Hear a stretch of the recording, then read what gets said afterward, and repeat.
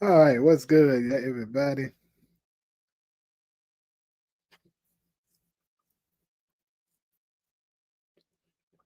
Goes into Takari, support Cameron, Ali, Kenny.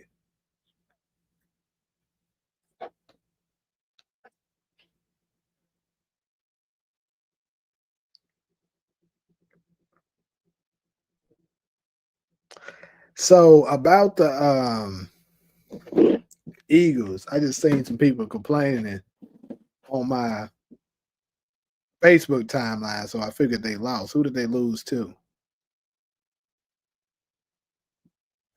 I mean, we're listening. I won't be able to comment much, but I can't wait until we get to the Claudia topic. I really hope she returns.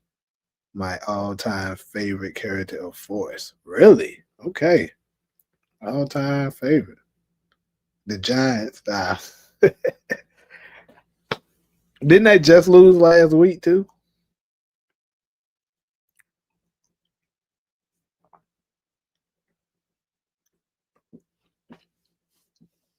Yeah, that's what I was talking about yesterday too, though. Like, bro, after doing some rewatching, I was like, bro, Claudia was tough, bro. Claudia was laying folks' ass out. I'm on episode 306. I mean 206 now. I'm Force. And yeah, so they did. They lost to the Broncos too. Damn. See, it's something about NFL, bro. It's like a lot of the teams is they don't keep the consistency. Like it'd be hard to predict who's gonna win it all in the NFL. Like they could win the Super Bowl one year, and then the next year they mid as hell. The NBA's like way more consistent. If they were good last year, unless a major injury happened, or let's say they lost a key player, they probably gonna be pretty damn good the next year too.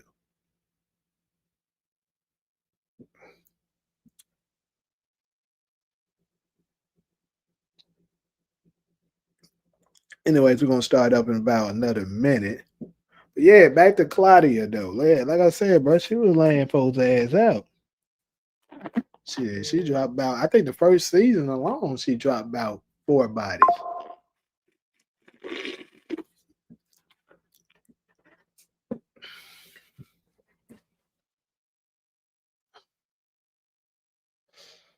Hmm.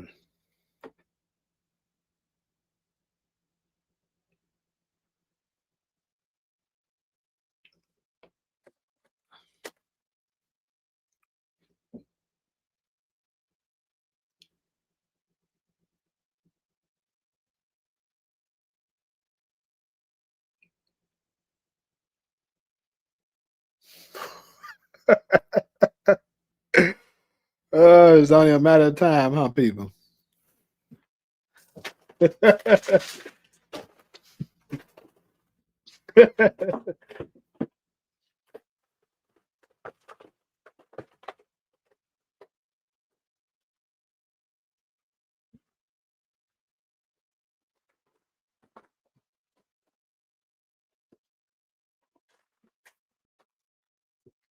Better apologize to that man.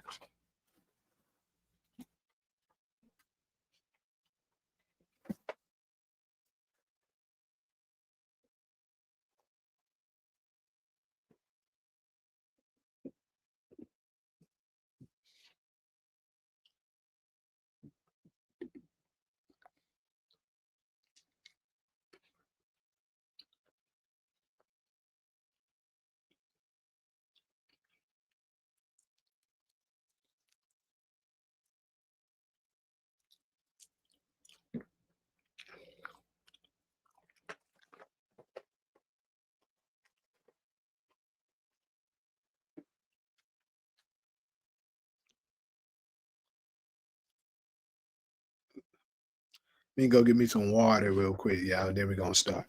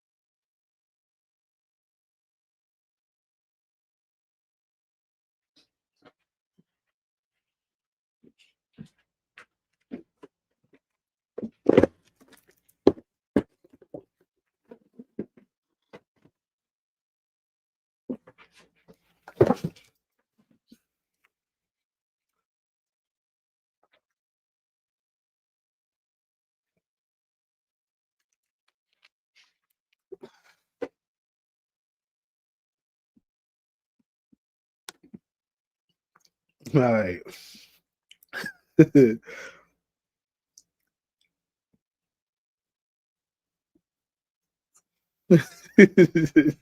You wasting your time, Cameron. He's never gonna shut the hell up.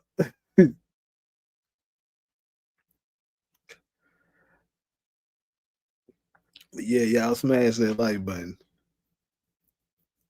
Little Rich, what's up?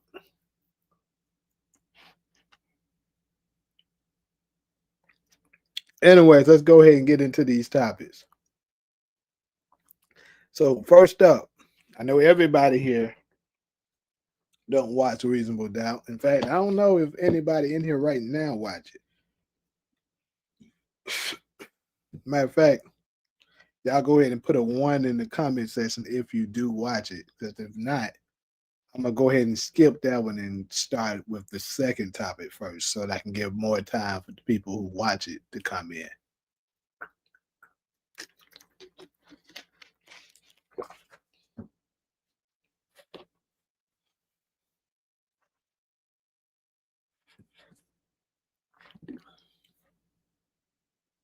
I put two. What the hell? I watched Creed.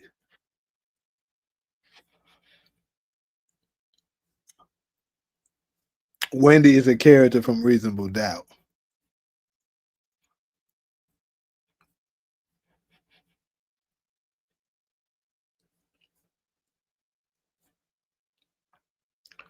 Notable mention Shanti as well. I'm really looking forward to her storyline this season as well. I think Shanti is another wild card for sure.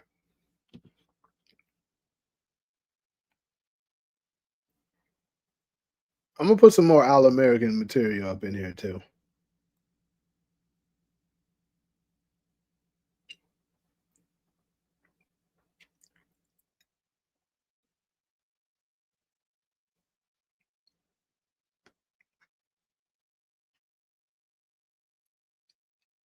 Anyways, I think I'm gonna go ahead. Let's go through all the topics, but I'm gonna start on the second one to give more people time to come in that will actually watch it.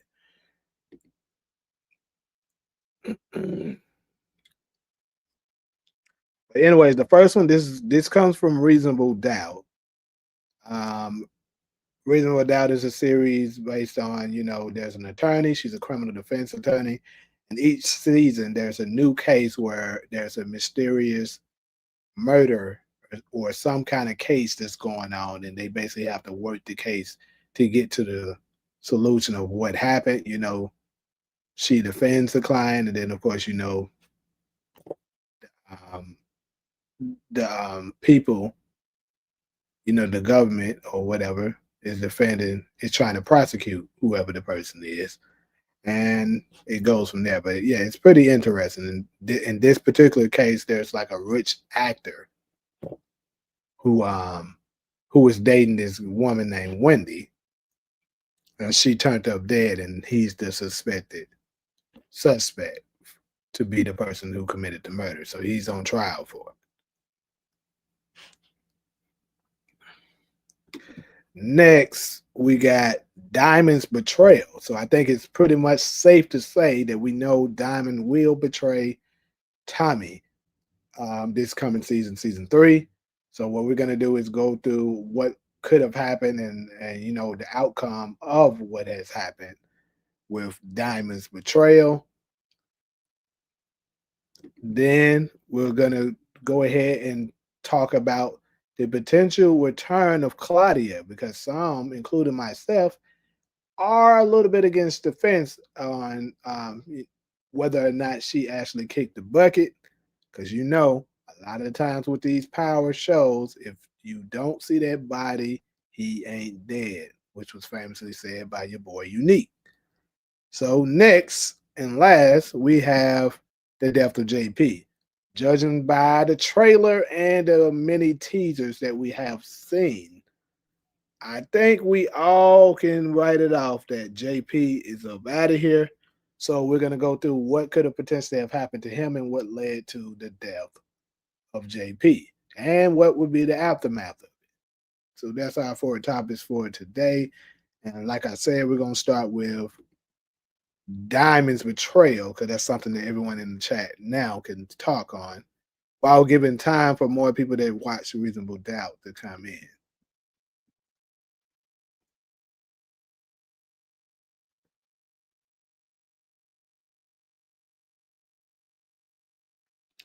Hold on, you said she messed with a drug addict. Her standards are low. Who messed with a drug addict? You talking about Claudia? Oh, you're talking about Shanti.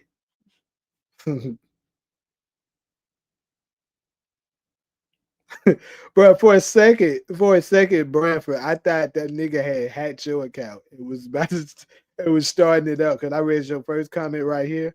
It said apologize to me, and I thought this nigga had took his account over. I about to say, what the fuck?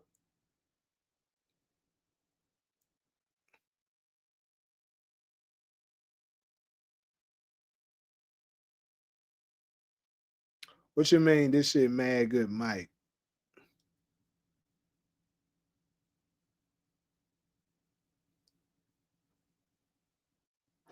I agree. Support that JP dying isn't a shock or twist because I think going before they even released anything for for us, we were suspecting, at least I was, him to die. But it's still it'll be a little fun to discuss what happened, how he ends up dying. But yeah, I think all of us knew his ass about it.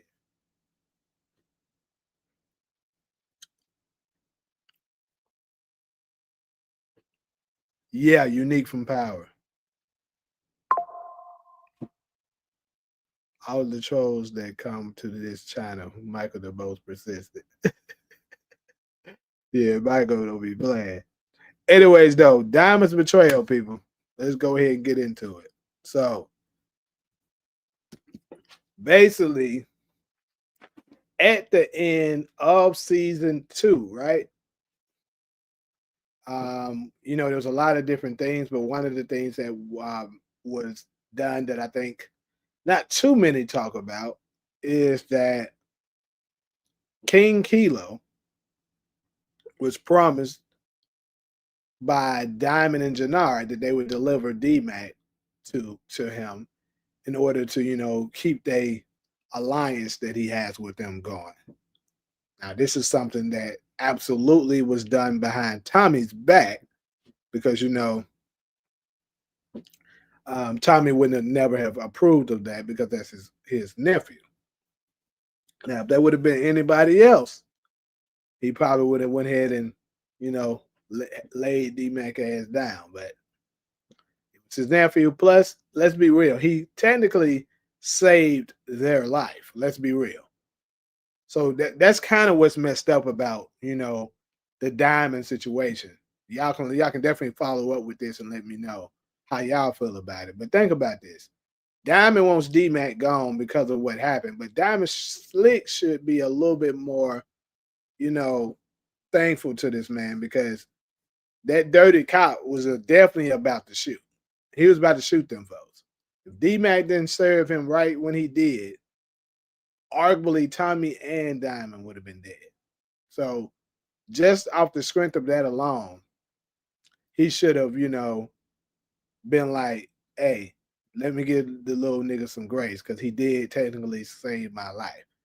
Yeah, he ended up killing the nephew of King Kilo, but still, I think off the strength of that, he should have gave that nigga some grace and tried to spin it, maybe plant it on somebody else or whatever it is he had to do.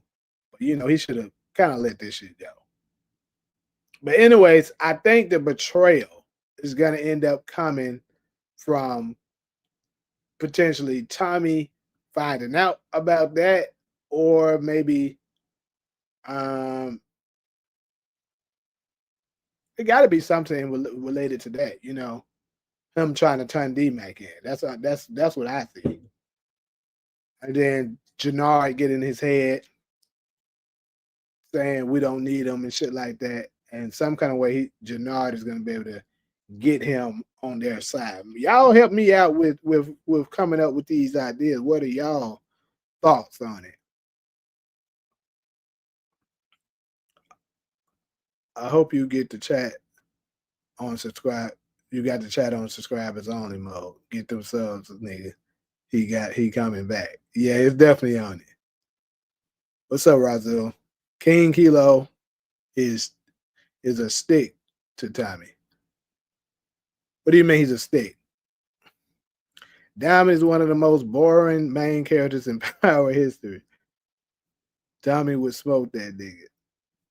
Diamond may be loyal to his brother, but he will most likely ride with Tommy in the war. I don't know about that. Judged by them trailers and teasers, Ali, look like Diamond may have caved in because we heard in the teaser of him talking about we don't know who Tommy got rolling with him. Then we seen that scene where it looks like Diamond and Jannard is at that church, right? And speaking of which, I guess I'll get into that when we talk about JP's death. But anyway, we seen him at that church, and then we saw Tommy obviously coming in, with that motherfucker. He started shooting them and stuff like that, shooting at people. And, you know, Diamond them clearly wasn't with him. So if Tommy and his crew comes in busting like that, that means more than likely Diamond and Jannard was the intended target.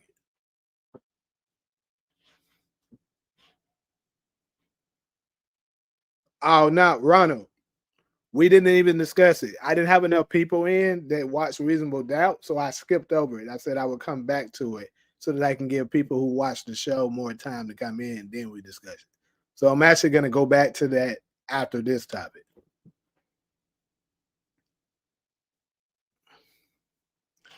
JP dies trying to protect DMAC from Diamond and Jannard or CBI. I think you definitely could be right about that, but we'll talk about that when we get to it. Since Diamond betrayed him, that's when we get the scene of him calling Tariq. Because I think they would show that call. I think they definitely going to show the call. I'm not sure if the betrayal of Diamond is what's going to make him call him. I think it's going to be something else. Because I'm going to go ahead and tell you this. It's crazy because that's the JP part. I don't really want to touch on that. I guess we can dive into it more, but we know JP is going to end up dying, and I'm just going to say this: I think Diamond and Jannard could have have something to do with it. With that being said, something's going to happen that an alliance is going to be formed between alliance are going to be formed between Tommy and Miguel. And some kind of way, Diamond is, and I think Diamond and Jannard is going to have to find some kind of way to get they strength more, because they got King Kilo's people. They probably going to end up getting the Serbs on their side too. I'm guessing. And I think one more heavy hitter is probably going to be on their side too, to the point that Tommy's going to feel like they can't handle it no more. Also, I've said before, I think Diamond is going to. Miguel is going to end up dying pretty early. Maybe the first 5 episodes, Miguel might be out, and that's when he's gonna have to make that call. I only saw a few scenes of Diamond and Tommy working together in these trailers.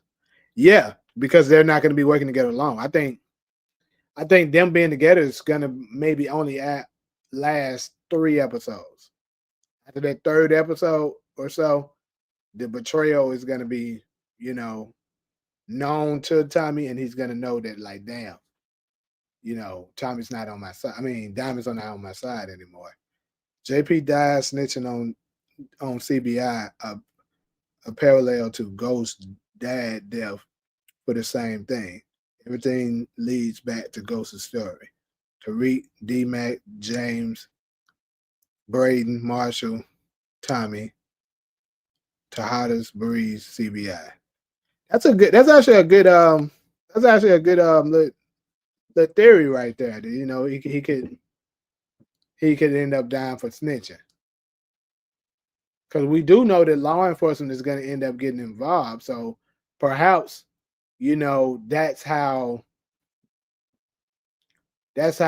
Stacy Marks, because a lot of people believe Stacy Marks is going to end up getting killed too, and that's what's going to have her husband after Tommy, right? Um, maybe JP tries to snitch, ends up getting popped,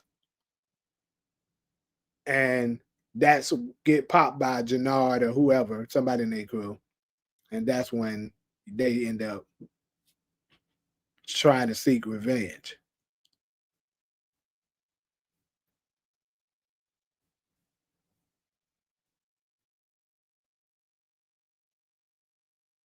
You say I don't know about that one. What are you referring to? How you think Legacy would start? Like the opening scene of season 1, episode 1. Well, in my opinion, I think it depends on whether or not Ghost returns or not. If Ghost doesn't return, I think it's gonna start with Tariq. He's gonna still be with Tommy. And well, hold on, you saying Legacy. I mean, obviously it seems like Tommy's, not gonna he's not gonna be in Chicago anymore, but with Maria telling him to take it back, perhaps he will gain control of his organization, but some kind of way he has to move it somewhere else. But it's kind of crazy because they're saying that it's going to be a spinoff with Tariq and Brayden. I mean, I said Brayden, Tariq and Tommy. So more than likely, some kind of way they're going to have to combine their organizations. So the only thing I can think of is Tommy has to be going back to New York. I know a lot of people, some people at least, are against that. They're like, how are they going to write that back in? But that's the only option I can see if they're going to be working together, because it doesn't make sense for Tariq to go anywhere else when he already has an empire in New York, unless, because we don't know how much time has passed since that phone call, unless something has already happened that Tariq lost that. That's the only way I can see it changing. The Diamond Betrayal and Death of JP appear to be related. I can see Claudia stepping in to help CBI, tipping the scale, which forced Tommy to call. You hitting it right on the nail. That's what I believe is going to happen too, Takar. I was trying to hold it because I was trying to wait till we get to the death of JP and the return of Claudia situation. We hadn't gotten to that yet, but pretty much you're touching on exactly where I was going to go. That's what I think is going to happen too.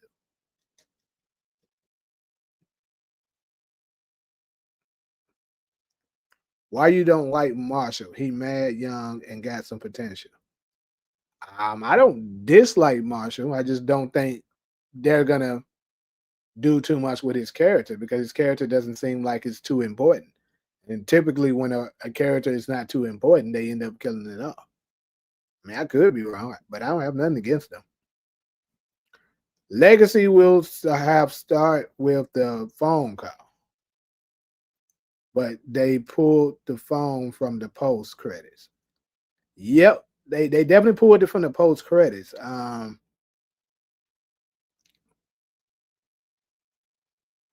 Do I think? Let me see.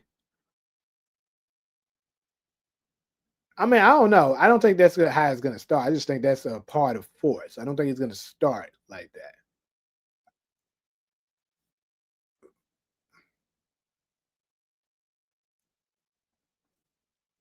I don't think Ghost dead either. But hey, you just never know. If he don't show up to force, it's going to look real slim.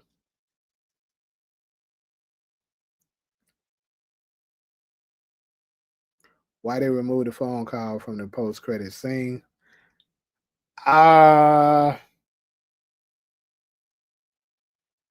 I think they may have just did that to try to hide something. Maybe it's something that they're trying to hide and they don't want people to pay attention to anymore. And sometimes I don't know. Sometimes because they do be doing stuff like that where they get rid of certain things. Like if you pay attention at the end of episode 615, original power, um, the post credit scenes where showing all the spinoffs that's coming, those are gone now too. Only one that's still there is the Raising Canaan one. But they took book two Ghost away and they took away Force and Influence.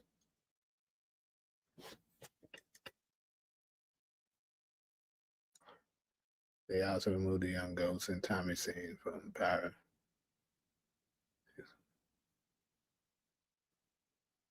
No, they didn't remove that. That's still there. The influence one in the book two one is gone, I believe. But yeah, the one where they show the young Ghost and Tommy, that's still there, unless they just moved it. Because I watched that probably maybe a month ago. I mean, I can check it now to see if it's still there, but to my knowledge, that's still there. Yeah, we know Influence was never made, but they still had the post credit scenes where they were showing that they were gonna make it, and then they ended up not doing it.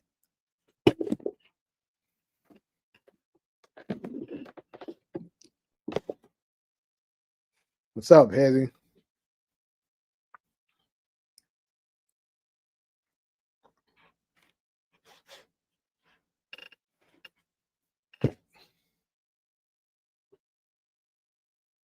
So let me ask y'all something though. Do y'all think that Diamond's betrayal is justified?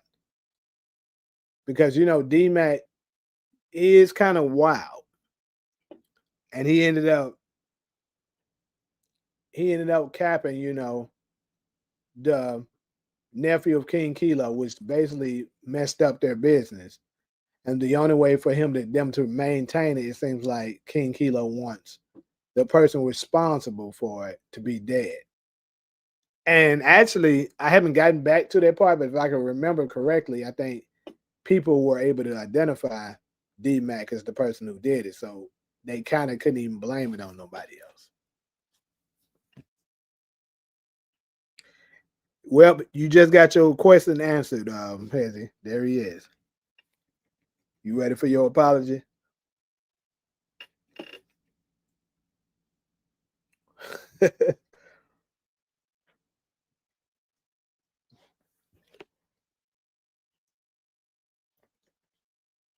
We show was silent. Nigga was saying that until you came in and asked that shit.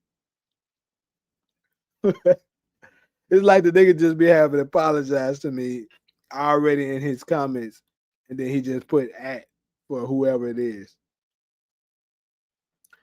Wendy is a character from Reasonable Doubt.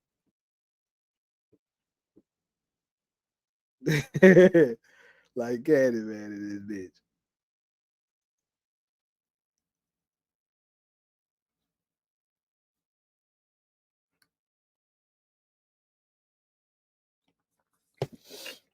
But anyways, though, like I said, do y'all feel like Diamond's betrayal was justified? Like he right?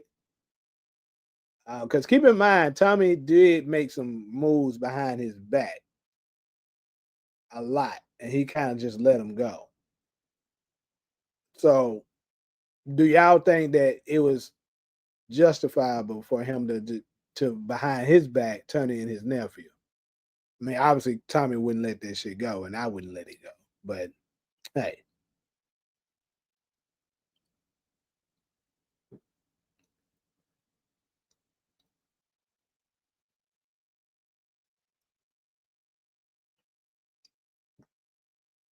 do you think Diamond is the enforcer or the thinker between him and Tommy? Definitely the enforcer. Because if you pay attention, all the strategic moves that they've made, Tommy has came up with them. It hasn't been him. Okay, there's a lot of things that Tommy was trying to do that Diamond was against, and Tommy kind of did them anyway, and they turning out it turned out to work. So you think Diamond is wrong for it?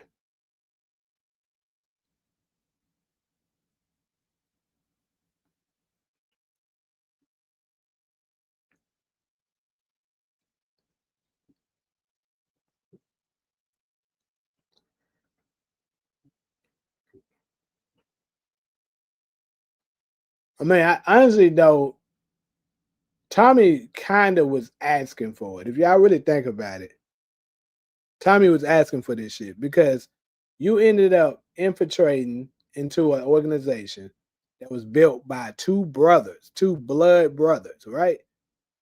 Who was running a shit way before they even knew who you were. Sure, the brothers ended up having beef, but you really thought that he was going to continuously take your side and be loyal to you over his own little brother? Like, it's kind of crazy. He slick should have seen that coming. Like, that was Ghost. Ghost, there's no way Ghost would have failed for that okie doke like that.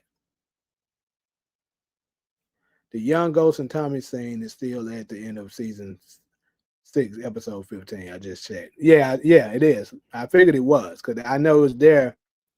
Like I said, at least a month ago. It may have been a few weeks ago that I watched it. It's just the rest of them are gone. Diamond dumb as fuck. If Diamond actually betrayed Tommy, then it's justified. CBI belonged to Diamond.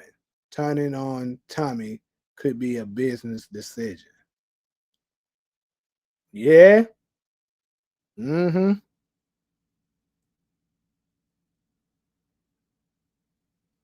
And that's kind of what I was just saying. Like he kind of was naive to believe that, Diamond would fully embrace and trust him and over his little brother. Like it's kind of crazy that he actually thought he would do that. And that would make sense because in the little teaser, which with Shanti, she's telling Tommy, them brothers are looking out for themselves. Now, this could be her trying to get in good with him and try to trick him or something like that. But I don't know. It kind of seemed a little genuine to me. So she could be generally just trying to warn him.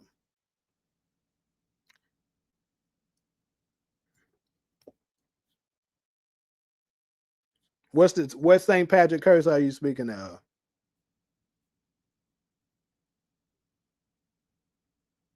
Hold on. Jannard's real name is Ruby. The fuck?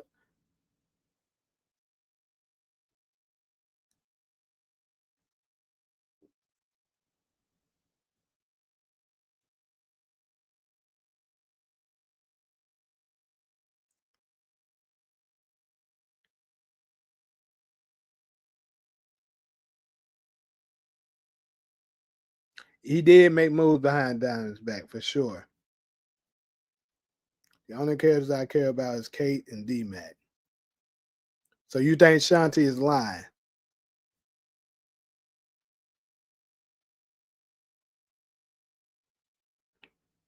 Tommy actually betrayed CBI first by secretly messing with Maria, knowing it would start a war. I don't know if y'all say he betrayed him, but it wasn't smart. He could have got it off with somebody else. So you think Jannard dropped? Yeah, that I mean, I definitely agree with that. And it would make sense, that Jannard dropped it. I'm actually about to drop this link in case somebody want to join now. I know I ain't did it in a little minute. In case somebody wants to. People that I know. But yeah, when any of them go Tariq, Tasha, Tommy, come around shit shaking, messed up, shaking, mess up for other people. Yeah. Even Tariq talks about how his ass is cursed like that. D-Mac got to cut them dreads up. Yeah, to try to change his look or some shit.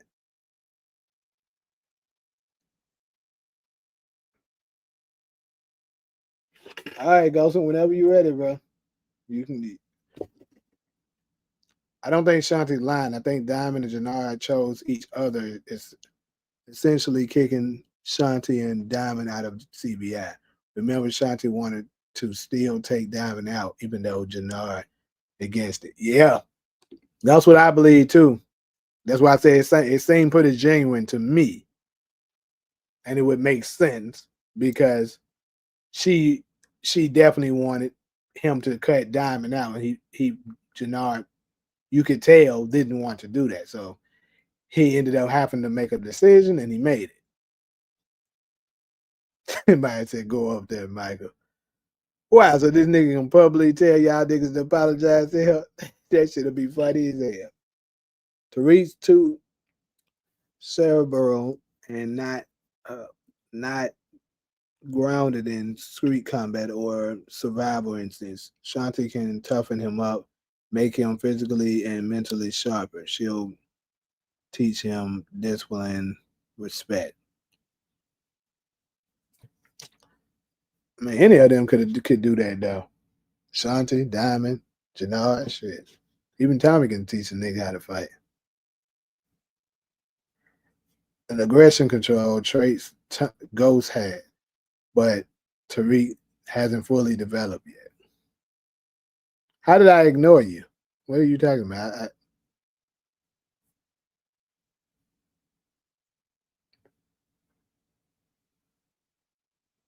He said, "Please don't let that fool up." Yeah, with Janai won't dive to cut Tommy loose. I see Janai telling Diamond him and Shanti's plan. So if he tells, let's say Janai does tell Diamond Shanti's plan, how do Shanti end up getting cut out? Is it because he ends up including Diamond and she didn't want Diamond to be included?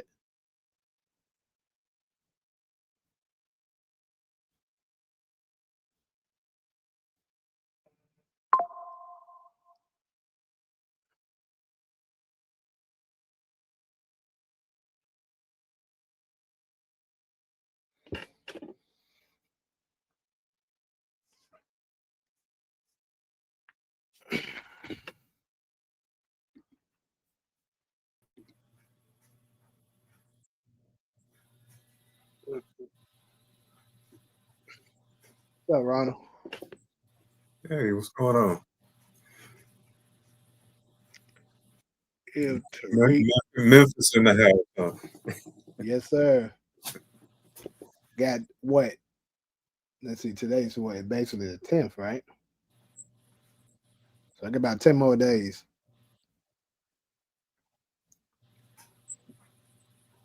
Tariq learns how to fight from a woman, then I'm gonna be pissed. I still feel the same way, bro. It's crazy. He had Tommy, Kanan, and these other niggas who could have taught him. And Shanti is a professional boxer, y'all forgot. Shit. So is Diamond and Janard.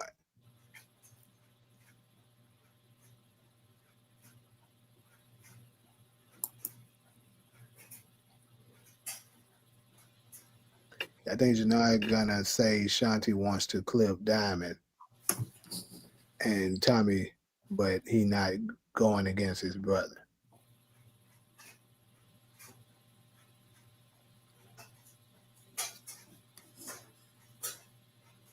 What if Janard starts messing around with Claudia and cuts Shanti out so she forms an alliance with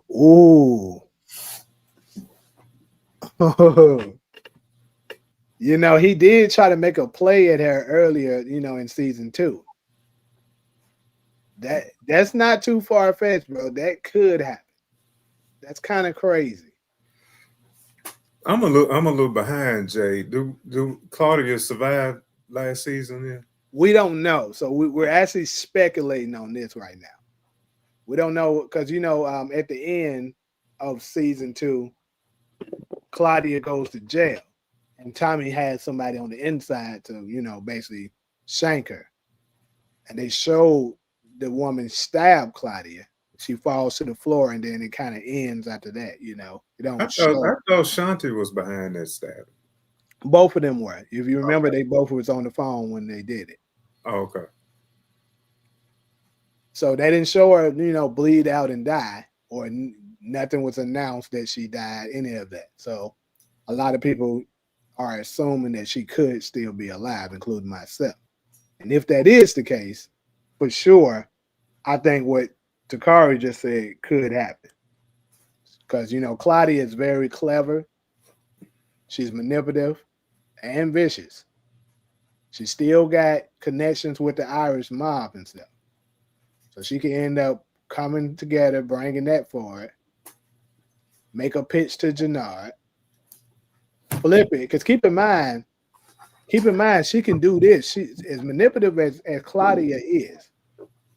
She could end up tricking Jannard like Shanti was backstabbing him and working with Tommy. Because you know how much he hate Tommy. Because Tommy and Shanti did have some kind of business together. So she could end up running that play, and I could see that working to the point that Jannard gets mad, cuts her off, and be with Claudia. And now she ends up trying to side with Tommy for revenge. Now, some people think they're gonna end up smashing and shit. I don't think that's gonna happen, but I could definitely see them teaming up.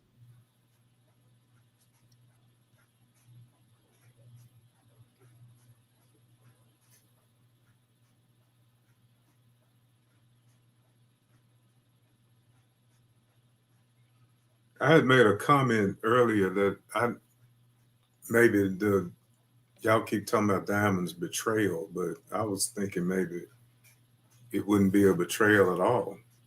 Maybe a business decision because CBI was his. It was, but CBI. Keep in mind, Diamond was freshly getting back out when Tommy kind of was coming to Chicago, and it was Tommy's moves that got CBI back on the map like that. I mean, we get it; he's the founder, but like the person who really put them on like that was Tommy.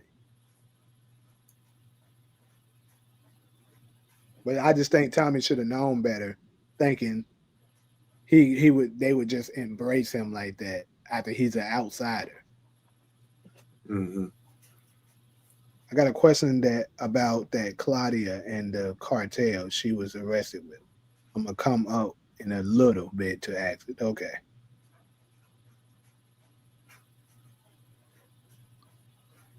Let me finish getting high. I might come up too. Claudia can turn informant as well. I don't think that's too far fetched. But you know what would be crazy if she did? Because Vic is still an informant, and clearly Vic and her doesn't get along. So if Claudia does become an informant, do you think they're gonna settle their differences as siblings, or is one of them gonna try to backstab the other?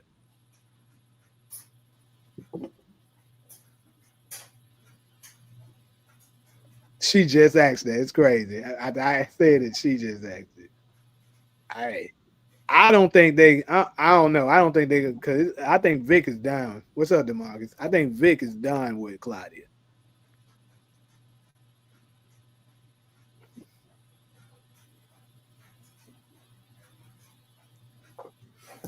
Well, it would kind of make sense if all the siblings got back together and, Yeah, I mean, and, Let's be and real. reconstituted what they had.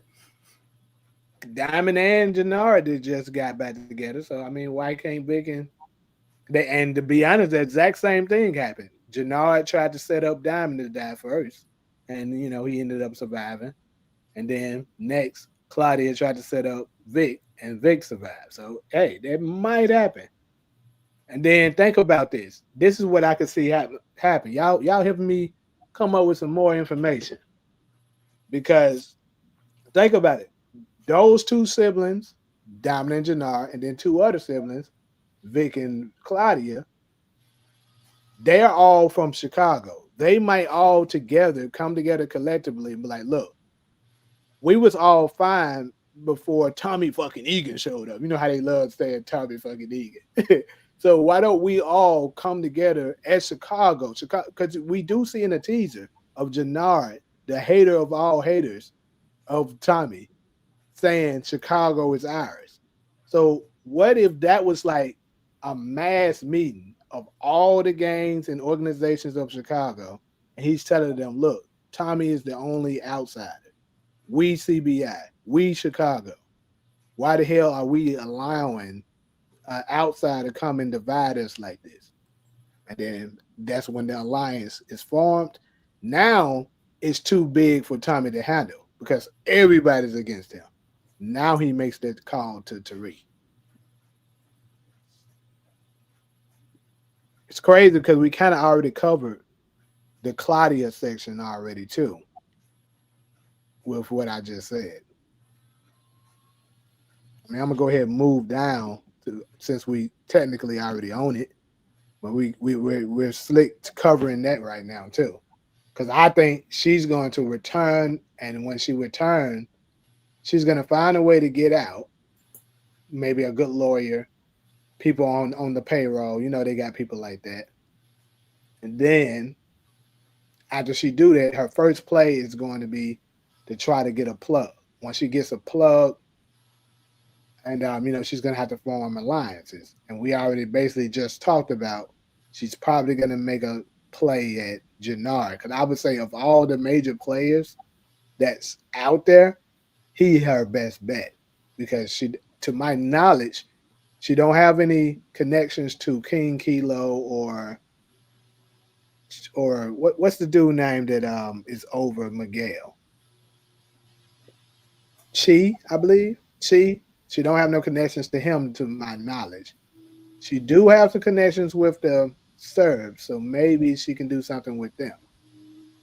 But Jannard made a play to try to pitch at her in the first place already. So she formed with Jannard. Then Jannard convinced Diamond. The two now that we got the two siblings combined, because Vic is a lone wolf right now because everybody's against him. Tommy let him go. That's another thing Diamond is mad at him about, letting Vic go. So that's another incentive for Diamond to betray him. And if Claudia does become an informant, she finds out Vic is one too. They find a way to work shit out together. Boom. Everybody's against Tommy, including fucking law enforcement. Now he has to reach out to Tariq because he has no other option. All he got is Maria, and I told you already. I think Miguel is going to die before Tariq even show up. So I don't know if maybe Miguel's people will still follow Tommy. Maybe since Maria is still around, if she's still around. But shit, that's how I can see the betrayal happen and the return of Claudia. This nigga here.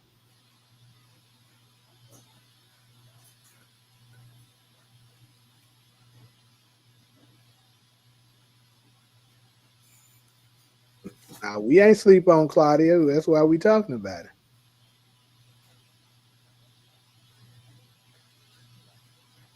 I don't care nothing about her. She need to be gone. it. You don't like it? I am never did. Well, You see, that Dahlia stuff was a mess it anyway. That was. was It was stupid a shit. waste of time. Mm-hmm.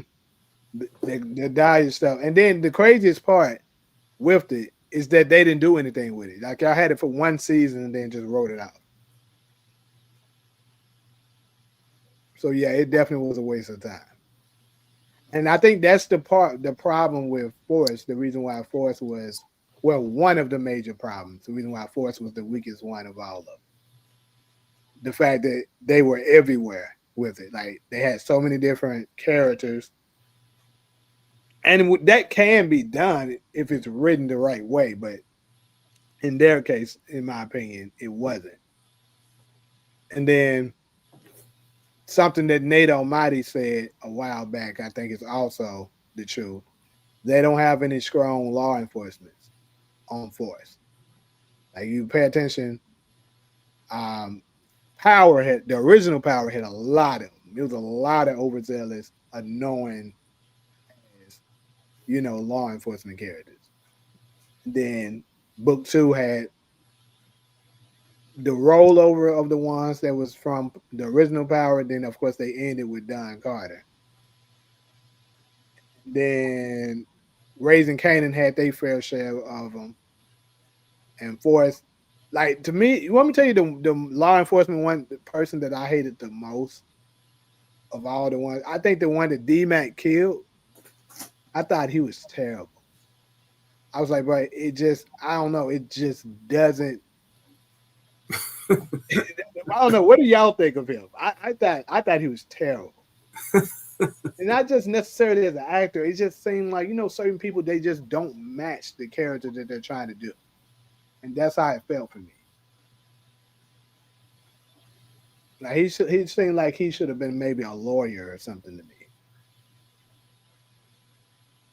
That's the one that was extorting the money or something. Yes, yes, Kind of goofy looking. Oh yeah, that yeah. okay.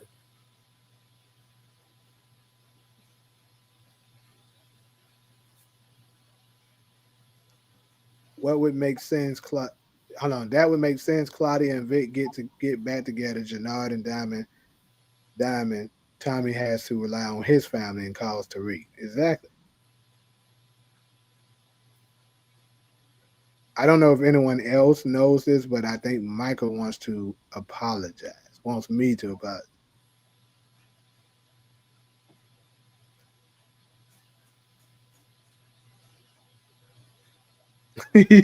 He shows switched accounts fast as hell. You hear lying. He got them accounts pre-made now. And I put him in timeout just as quick. That might be switching fast as hell. I did it a couple times, and after he came with like the third account, I said, "You know what? Fuck it. I ain't about to keep with this bag." That was cluttering up the chat though. That ain't cool. Yeah, it was. That's why we be doing it, but he just won't stop. Like the dude got unlimited Gmail.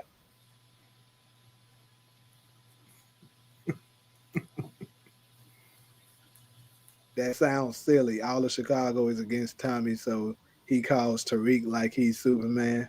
What Tommy should do is jump on the freeway and relocate to California. I agree. That should be his more logical thing to do. But come on, bro, this is power. That's what happened more than likely, and that's why he made that call. And then think about it, bro. You calling your nephew who can't fight. It's like he can shoot, but he can't fight. And then most of his people are little young minions just like him to come and fight some grown ass men. Because think about this: Diamond, Jannard, King Kilo, all of his people, the mob, the Serbs, all of them are grown ass people that's been in the game a long ass time. This nigga about to bring a whole college campus over there to help. Like this shit is crazy. I might have a theory on why they dropped the scene from the post credits Okay, what you got? because everybody started making too big a deal out of it that he was calling Tommy. And see, the first time I saw that, the night that episode dropped, I was on a watch party with It's Just B. Mm-hmm. And my first thought was that he was talking to Diana. And B did a poll, and nobody wanted to think it could have been Diana. And I was probably the first one said it was Diana. But now everybody just knows it's Tommy.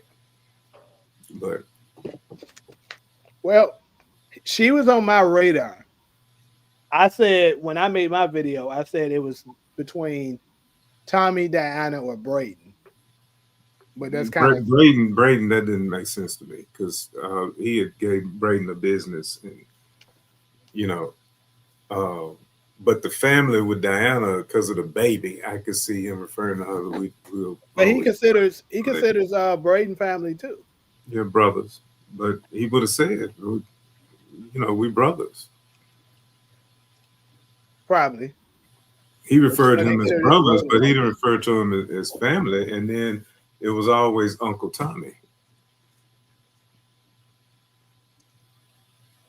That is true. He did always call him Uncle Tommy. Let me see. But like I said, they could have just worded it like that, particularly on purpose. And you remember that interview that the I can't think of her name that plays Diana, and she really was talking too much in the interview, but she was saying when we all thought Diana was going to get killed off, Yeah, I think I heard about she this was too. actually saying they wrote it where I could come back.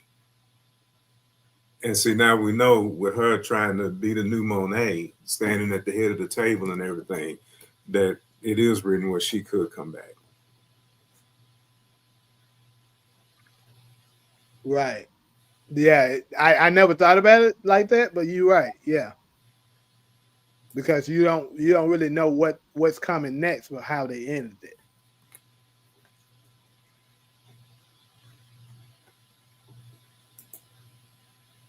I said Michael the next Friday he got mad. You said you like Dahlia. Dahlia, see, this is my thing.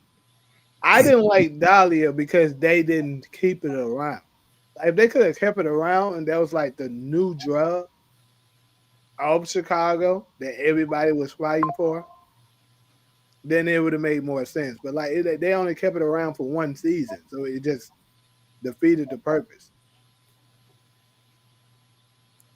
What was Jannard hooked on? Cocaine or heroin? Shit, both.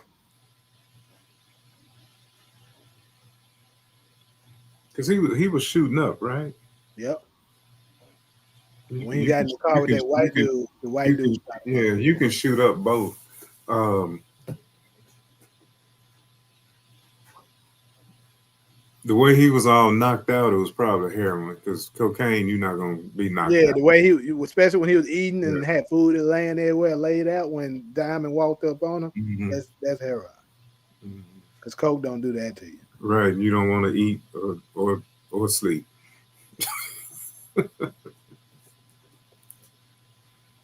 Claudia cool character. I honestly think they could have made her colder. I love the Dollar storyline as well. I was honestly hoping they would connect the two shows by having Tariq get it from Tommy and bring it back to New York. See, I was actually wondering where they're gonna do that too. That would have made the storyline a lot more interesting. But the fact that they didn't, it was a it was a major fail. Jannard actually saved Tommy's life when the Serbian got the drop on Tommy. I'm trying to remember what time you're talking about. Yeah, one time he did. He did one time. Tariq should have had the Dahlia storyline at the school.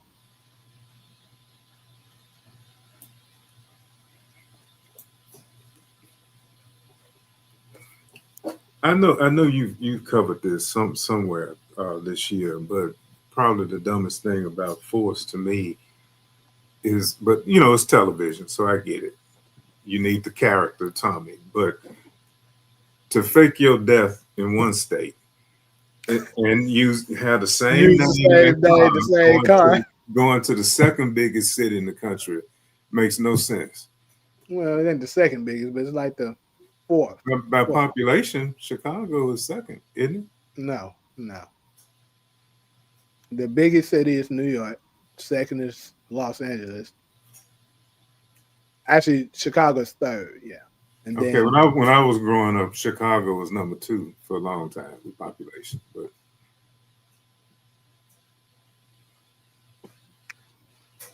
yeah, Chicago. How many people does Chicago have? I'm curious of that now. Because let me see, I'm pretty sure Los Angeles number 2 though. It is, but according to Wikipedia, yeah. In Houston, I knew Houston was up there. This So is number I 4. lived in Houston for 7 years. That's number 4, right? Uh-huh. It's Yeah. it's always been number 4. You said I need Michael on my marketing team. How would he help me with that? What's up, Mello? You you're not even supposed to be allowed to make that many Gmail accounts in a day. That's what I'm tripping off of. Like, bro, how is he even accomplishing this shit? But unless he got a bunch of different phone numbers and shit. Cause this is really wild that dude have that many. Let me see something. I gotta check something real quick. Cause it seems like something else might be going on.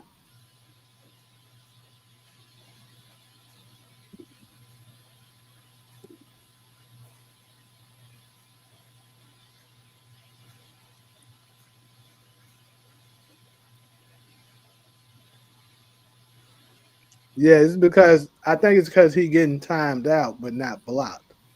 That's the reason why he's coming back. He just switching simultaneously to the other ones that he do have. Because it ain't that many blocks on here. You got 1, 2, 3. It's only 3 block Michael accounts on here.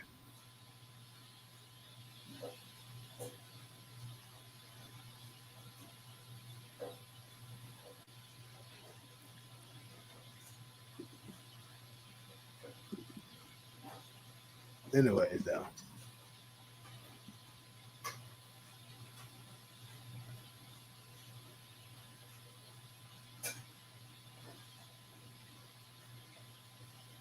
Okay, there's a lot of comments.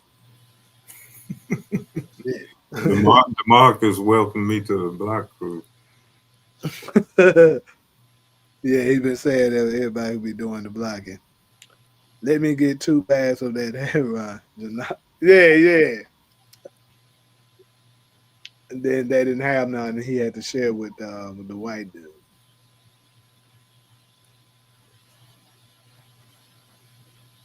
Tommy will try to get Claudia girlfriend Elisa moving product. Hmm. Now somebody done made an account called LaMelo Ball. This is fucking crazy. It's the shit these folks be doing in here. Diana don't talk that smoke. Talk like that. Smoking and Tariq wouldn't tell her we family for life.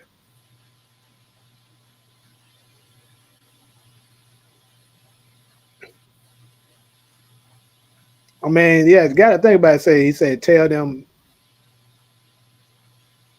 Let's go back and look at that. The wording, Tariq like, is always running to her rescue. He went and true, jacked true. up Salim and killed. Was with her when she killed the cop. And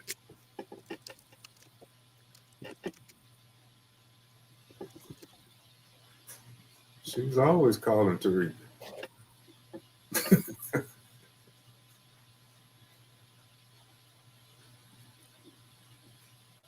She ain't got her brothers. And like I've been telling folks, I think something's gonna happen. They're gonna have another child too. So I wouldn't go that far. Yo, I heard from you in a minute. Yeah, I do. What is going on though? Alright. So tell them niggas to bring the smoke. We'll come lay them the fuck out. Simple. Come on, we family for life. Send me the details and I'll be there. I'm on my way.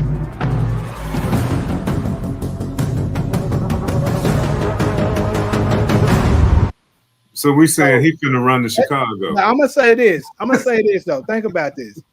He's saying, send me the details and I'm gonna be on my way. but he's already in Chicago. It kind of seemed like, I mean, already in New York. It kind of seemed like he's have to travel to get to wherever he's going. You know what I'm saying?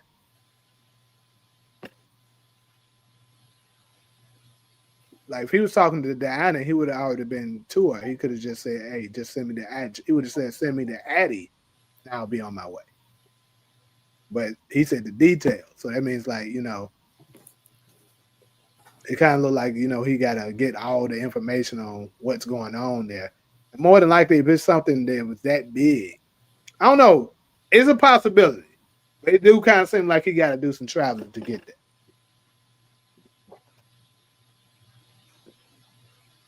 And we did see, you know, we did see Tariq on set for Force. Like we've seen pictures and videos of him on the Force set, like last year sometime. So why else would he be there? And he looked like he was dressed for him actually working a scene, kind of. One, can we go back and find if anybody can find that scene or those photos of what I'm talking about? Send that to me. But yeah, it was some photos with him on set, and Jannard and Diamond, I believe, was there too.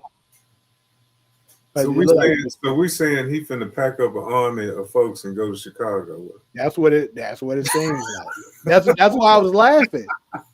That's what I was saying. What I was saying, bro, because I was like, bro, so he's about to send a whole college campus to Chicago to fight some grown ass men. That's what's weird about it.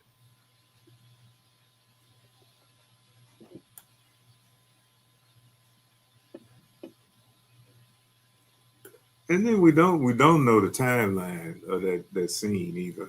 True. That's what I be telling We folks. really don't.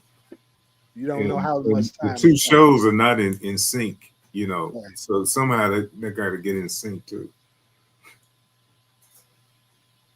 Tariq showing up to Chicago on foot. I'm not gonna tell Tommy. All right, send me the details. It's gonna take me like 10 days because I gotta walk, but I'm gonna be there. You know what's crazy? And it was just funny to me when I was rewatching book two. How many times this nigga, how many times Kane and Monet stay telling Tariq get in the car.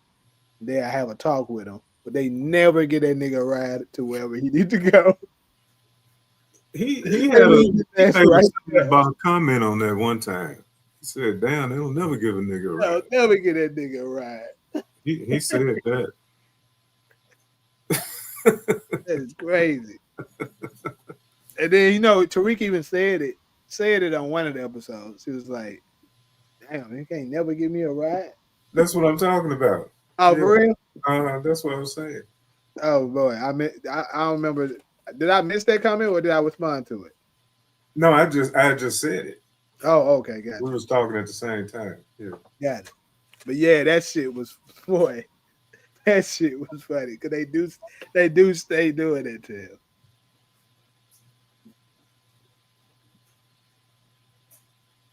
And then when he finally got a chance, he did the shit to Effie. You remember that? Find your way back to campus.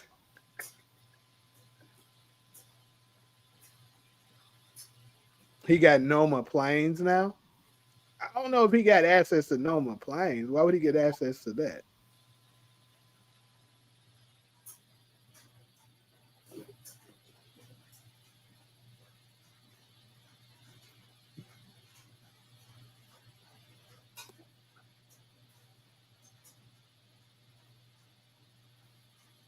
It's hilarious that we're going to talk trash about Mahoney. Now I'm drinking the Kool-Aid about Mahoney.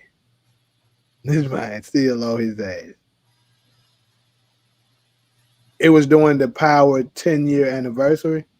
So are you talking about the Power Choice Award? Yeah, I mean that ain't that wrong. I can kind of skim through that and maybe find it.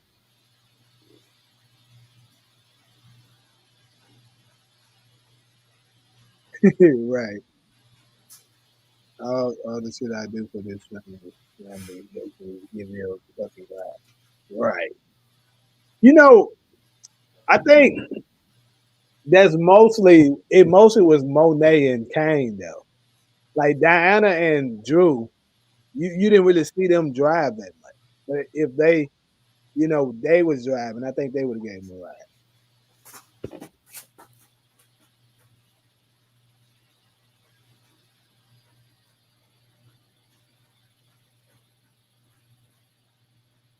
Well, he could get access to it.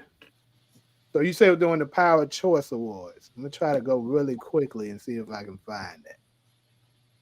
To see and try to because I'm really trying to remember what was he wearing.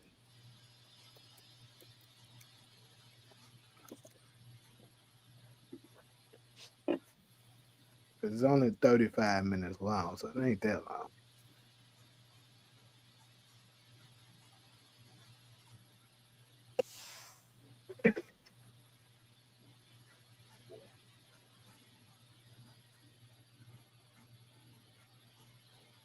Shit, I think he on this right there then, right? Hold up. Is this it? What we looking for? What was doing the Power 10-year anniversary? When Tariq was on the set with for the Power, for Force. He was in the same area where they shoot Force at.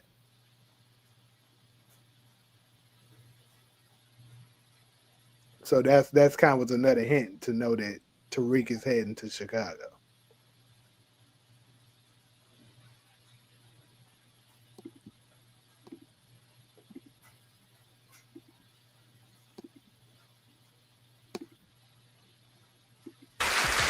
Yo, what's up, y'all? It's Michael Rainey Jr.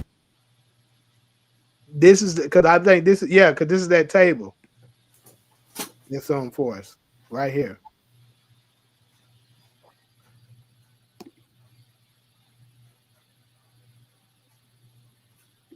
Yeah, it's a table right there. That's inside of. I think this is possibly Tommy's loft. Not exactly sure, but this is absolutely because I remember seeing this doing when they was doing behind the scenes of Force. I remember seeing all of this. And listen, I ain't gonna lie, we lost a lot of folks over the last decade. Rest in peace to all of them, but hey, that's just the game. Here's to the homies whose death hit the hardest.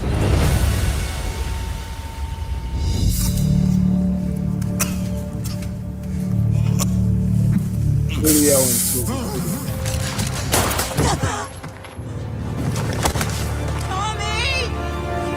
No, I'm joking, but I appreciate you guys. Y'all did hate me, now y'all love me, so it's all good. But I couldn't have done this without y'all, so I appreciate y'all. MVP out. Yeah, he was definitely on set for Force during that time. Because I see all the outlets and stuff. The shit that was in. I think that's Tommy's loft that he's inside right there. Was that made after Ghost was canceled? Yeah, I think it was made. Yeah, it definitely was. They had already announced it. Ghost wasn't finished yet, I don't think, but they did announce that it was canceled.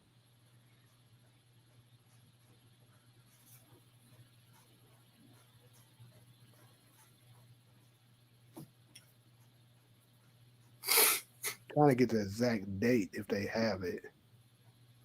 Yeah, August 29th. Mm, yeah, because this is during the break. Remember when they had the 2-month break? Mm-hmm. Yeah, I believe they aired this during the break. So they had long been finished filming, right? No, they had to come back and film For which one? What are you talking about? for Force? for Power for Ghost. So, I had my own theory that potentially they may have did some more filming to change some stuff up for Ghost, but Mm-hmm. we don't know for sure about that.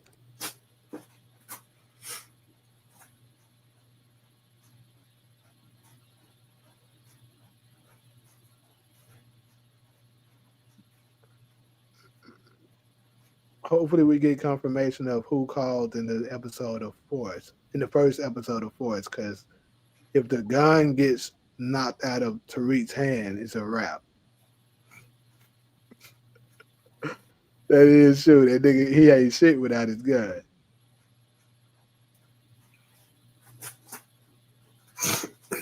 All right, though, I'm gonna go ahead and head back up to reasonable doubt. Yeah, I just watched episode 5 tonight. All right, so reasonable doubt for the people that watched that.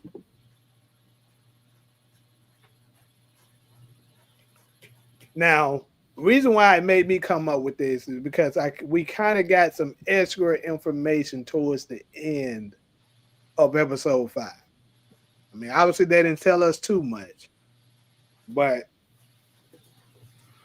Brandy Evans' character, what's her name on her? Monica. We seen her throwing something in the fire,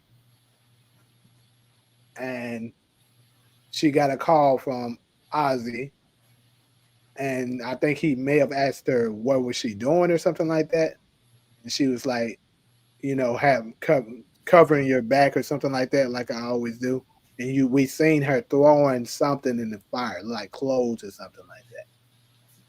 It So looked like it was blood on the clothes. yeah, yeah. So that's very interesting. There, it's like, do y'all think she was getting rid of evidence that Ozzy is actually the one who did it, or they could be just trying to spin it to make us look like it? Then it's gonna be some kind of crazy twist. But what do y'all think is going on right there? I think it's setting us up for a crazy twist. Like, I'm thinking about the whodunits that I grew up reading. And so that's why I'm looking for the least likely suspects. Because, see, Right. I still remember the scene between him and his mama, because he was finna cut them off to be with the white girl. Uh-huh. I mean, finna cut them off. And she was talking about how much, because to the family, he's the family business. He's like a corporation, Right. and they all shareholders, and so he was finna cut them off because he put his mom in her place. So I think that kind of, there's a motive there that nobody else knows about. But see, Ozzy was so fucked up on drugs that he might not know what he was doing that night. So my first suspect, who I thought it could potentially be, was the mom. That's who I thought was the first one, because you could tell she definitely didn't like Wendy, and she absolutely didn't like the fact that he was saying he's going to marry her. So that And cut them off. Now that she heard that for the first time, that discussion. so that's definitely motive to want to do it. And then wouldn't, like when she said she was protecting Ozzy when she was throwing the clothes in the fire. Wouldn't protecting Ozzy be the same? Protecting his mom be the same as protecting him? Because more than likely he wouldn't want his mom to go down for that either. So that could be the twist of who really is behind it. But I'm trying to think.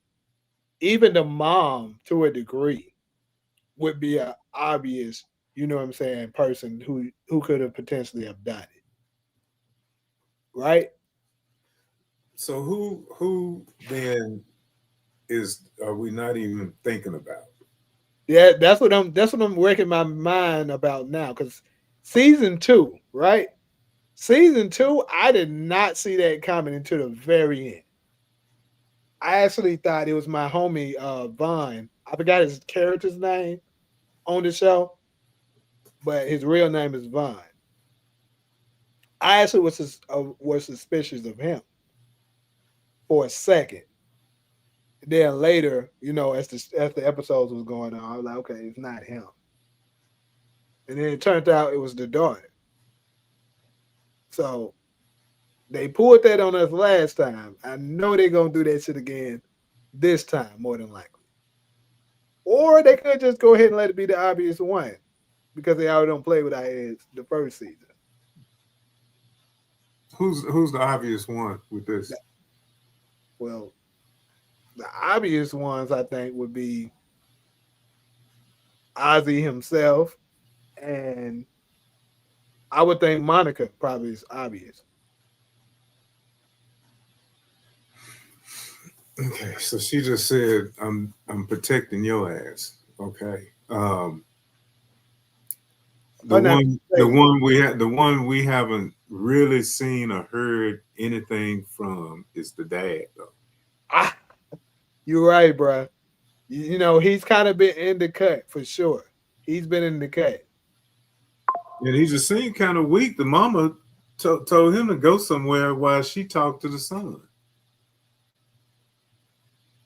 And the way he put his arm around him when he was telling him about the abuse, but the dad ain't, he's, either him, now the sister, she helping him get drugs and stuff, but she knows more than what she's telling. Yeah. And you know, certain people were suspicious of the sister too, but I think the sister is also too obvious. Mm-hmm. So I cast my vote for the mom or the dad. But now that I think about it, the dad had been too quiet, and they might just be waiting to see if they can. Either one of them could be waiting to see if he gets off. You see, if he gets off, then okay, it's all good. Wendy's dead. He can go back to work, be a star. Yeah. If he gets not guilty, because the case is not strong. It's not. But if they ended up finding, you know, that new guy though showing up with his book, his testimony. Because you know, this is the thing. Where does he play? Because I actually, you know, towards I think the end of episode 2, it was when they showed Ozzy, you know, make that phone call towards the end, and he's like, you know, he needs him to, you know, alibi him and tell him what really happened, tell the people what really happened, and the dude refused to do it, and now he's showing up in court lying about what happened. So, where does his role play into that? Because we obviously know he was there. Was he involved or not? We don't really know, but he was there.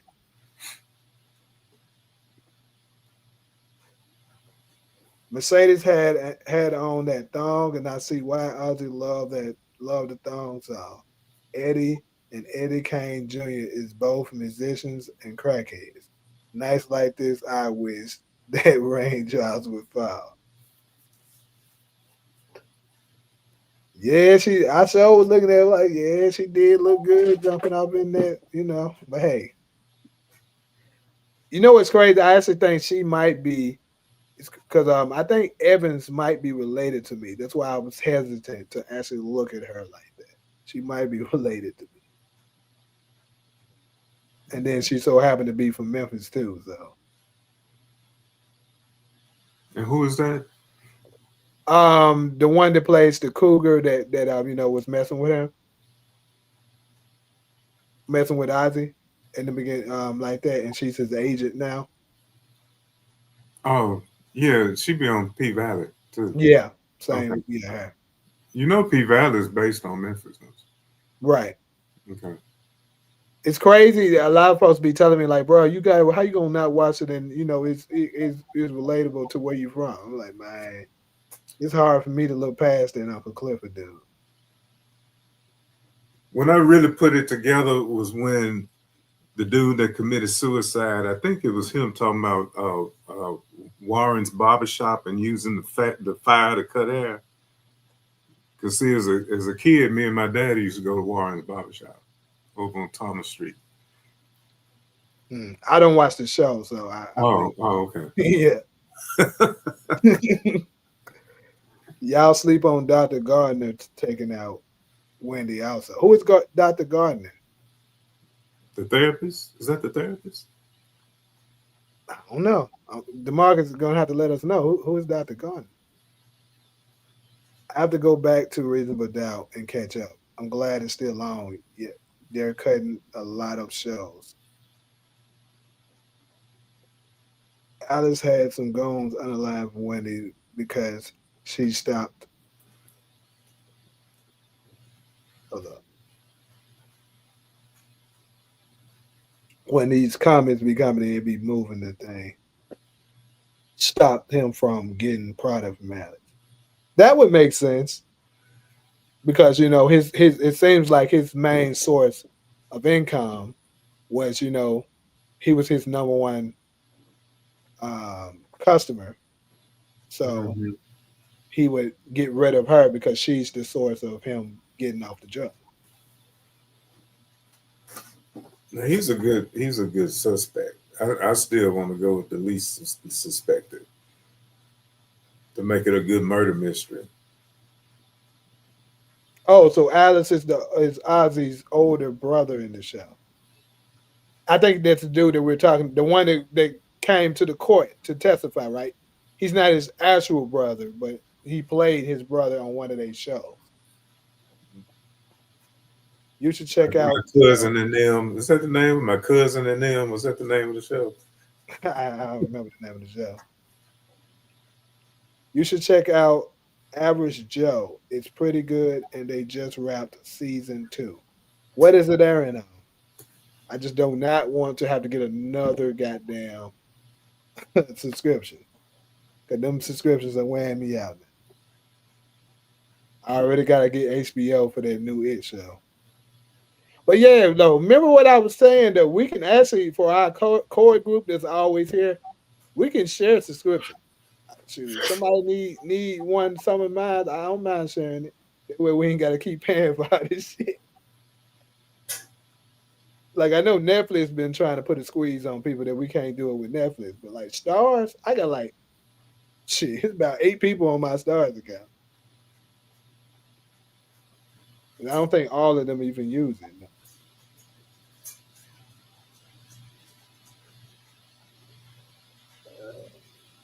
Okay, Dr. Gardner. DeMarcus said Dr. Gardner was the one that prescribed the medical marijuana. Okay, got it. So that is the dude that was in the court. Ali got HBO. See, I got Hulu. I got Stars. I got Netflix. What else I got? I think that's all I got right now. I was about to get. He said I got Crunchyroll. That's the way it was supposed to drop in the summer. Didn't hear nothing when it came to it. What is he talking about? P Valley? Yeah, I'm thinking he's talking about P Valley. Oh, so it's on Netflix. Well, I already have Netflix, so I mean, I could tune in, I guess. Only thing, like I say, it's kind of hard to cover Netflix shows because they release all of them at once.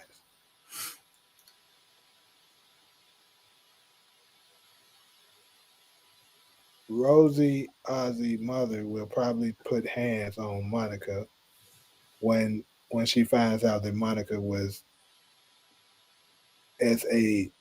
Ozzy. Could see it.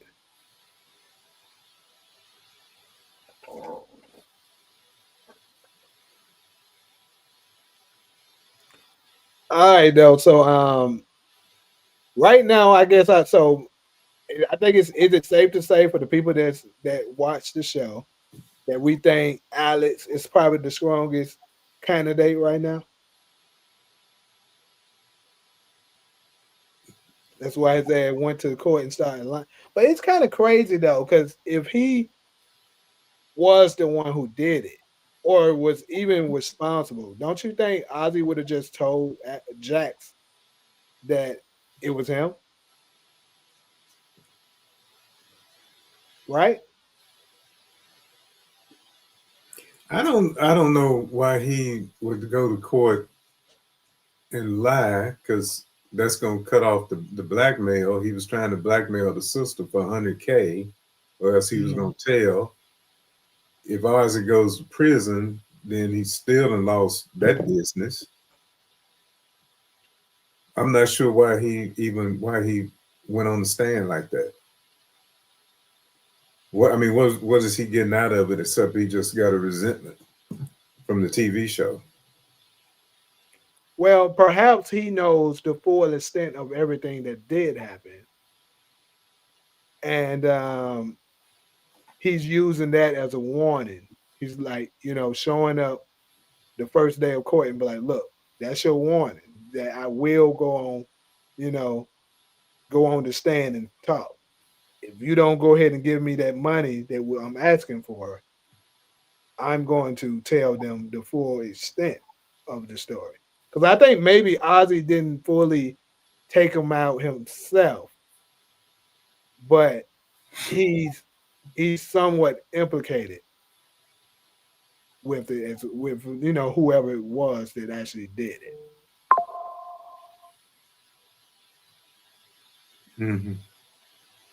Because see, Ozzy thought that was his alibi. He refused to be his alibi. You're Right. not at the top of the call list no more. Fuck your alibi. Is what he told him. Um, I'm gonna still go with one of the parents.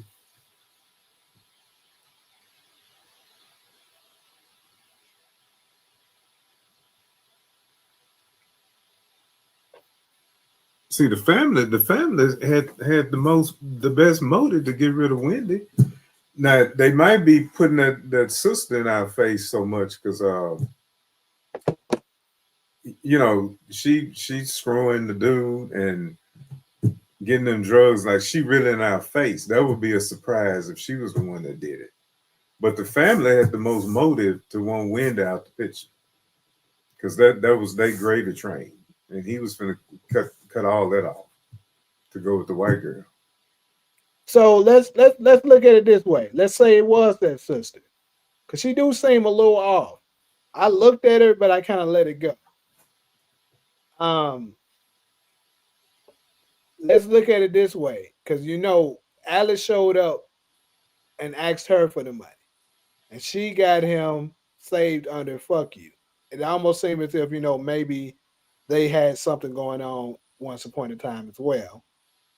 Maybe she don't maybe he's doing it on the stand and he's blackmailing Ozzy as well. Like, look, I know what your sister did. I seen the shit. You trying to cover for your sister. So you're holding back and not doing it. But if you don't give me this money, I'm gonna rat her ass out. Could be it, maybe. Maybe them bloody clothes and stuff that Monica was getting rid of is something that's linking it to the sister. I don't know. This stuff crazy. It's like forensic files right now. Monica may actually think she is covering up for him because that's been what she's been doing for what 10, 12 years. Hmm. What's up, 16 times? Now I'm gonna tell you something else that'll be messy when it comes out is that little assistant, Jack's assistant, screwing a family member, Yeah. and so because he working for the lawyer, that's got to be some unethical situation. I can see him getting in trouble also with Jax because, you know, he's helping out her husband to track the dad. And Jax don't know about that. That and screwing her client's sister. Right. That's So you that's two don't you things. don't do no stuff like that. So could y'all possibly see him maybe getting fired and he's not being in the next season? He should be fired. That'd be wild. So he's been in every season. See, I haven't watched all of the first season. Yeah, That's he's why been I there was since that's why season one. I was glad I could just jump in and catch on. It was Yeah. easy to It's catch. one of them type of shows that you can do that with. Yeah. But yeah, he's been there since season one.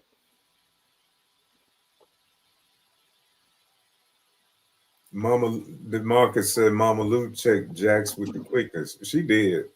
Yeah, she flipped the issue real quick. It's crazy how you compared her to Joyce, and they do remind me of each other. You know, Joyce from Raising Canaan. They are very much alike.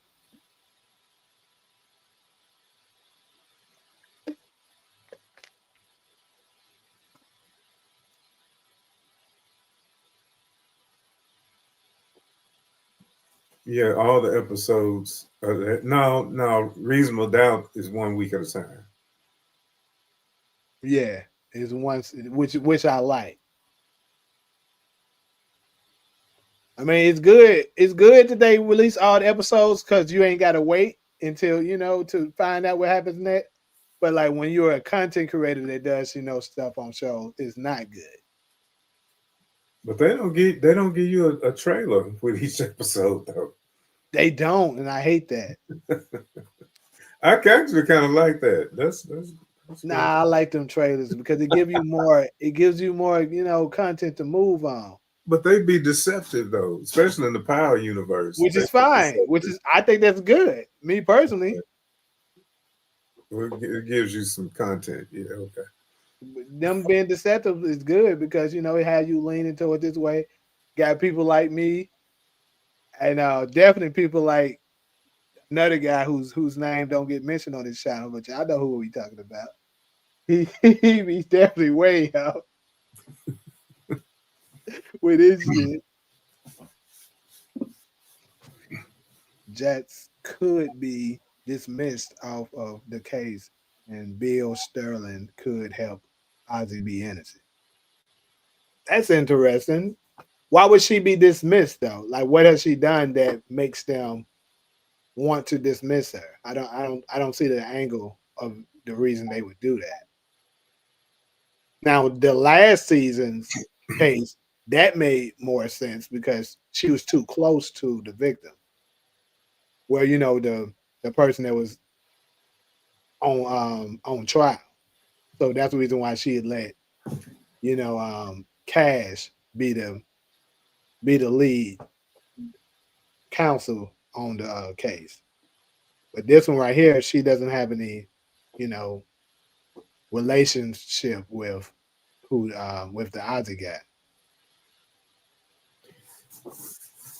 She was Yeah. now Jax was essayed also, right? By a stepdaddy or something. You said she what? She was essayed Oh yeah, yeah, by yeah, yeah, a yeah, stepdaddy or something because a yeah. mom referred to that. But I think this theory, Demarcus, about Jax could be dismissed. That could be the ethical problem with her employee Mm, because it's kind of like you the whole family is your client in a way. right. So there's see, I'm a counselor by profession, so there's some ethical boundaries there when you're getting into what's called dual relationships. That's what Demarcus just said too. That Daniel smashing on Kristen could get it dismissed, get her Mhm. dismissed. That would be very interesting. But if that did happen like that, where would Jack's character like play from there? Like what would she be doing now that she's dismissed for that big old case? Unless that happened like the end, like towards episode 9 or some shit. So I don't know how that works in the legal world, but it's still the firm, is the firm's client. Uh, but it would give this Bill character, An opportunity for sure.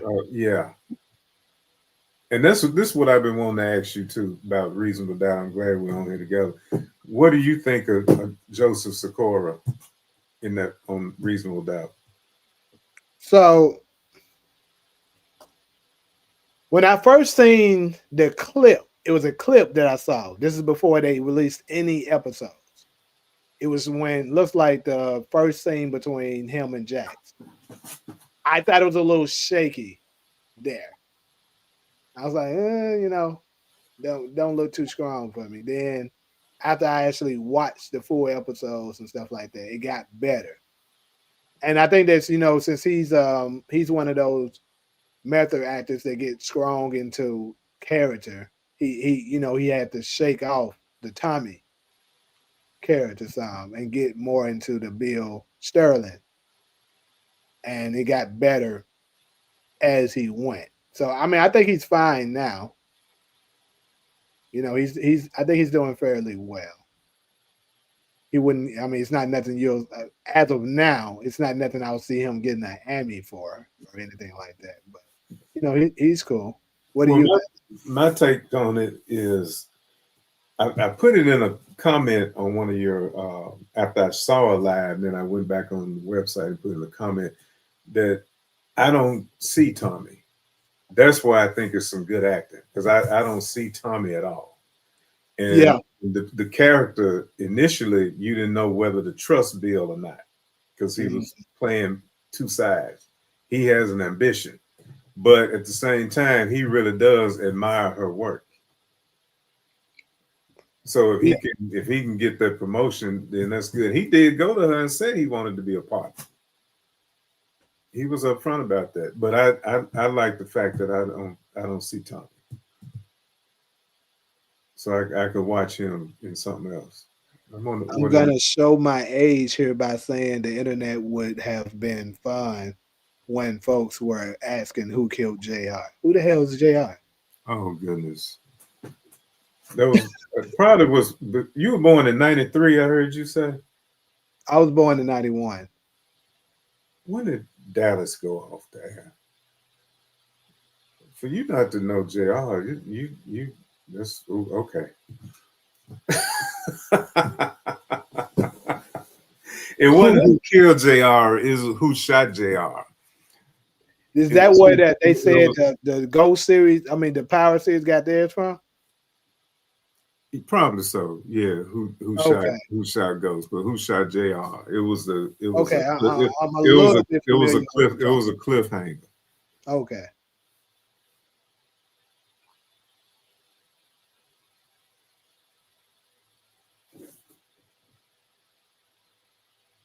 You would have liked JR.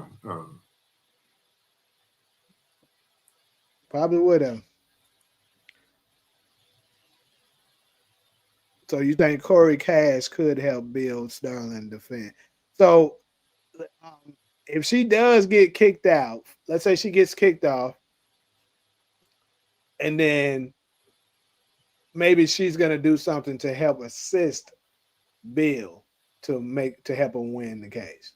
That's how I would see that happening. And then I mean, could they bring another counsel on there like it's a second chair or something like that, last minute like that? He is the second chair. Now the question would be, I know Bill's the second chair, could but I'm she be saying the second chair to him? Would be the thing, but she might have to step aside and just work in the background, because they still working for the same firm. right, but I'm saying can they add another? Because if Jax get removed off, and that would promote Bill to first chair, could he add a second chair, which he's saying could be Corey Cash, and he'd be the second? Cause it's crazy. He was involved in the case earlier, but we haven't seen him the past, I think, 2 episodes. Talking about Morris Chestnut character. oh yeah, okay.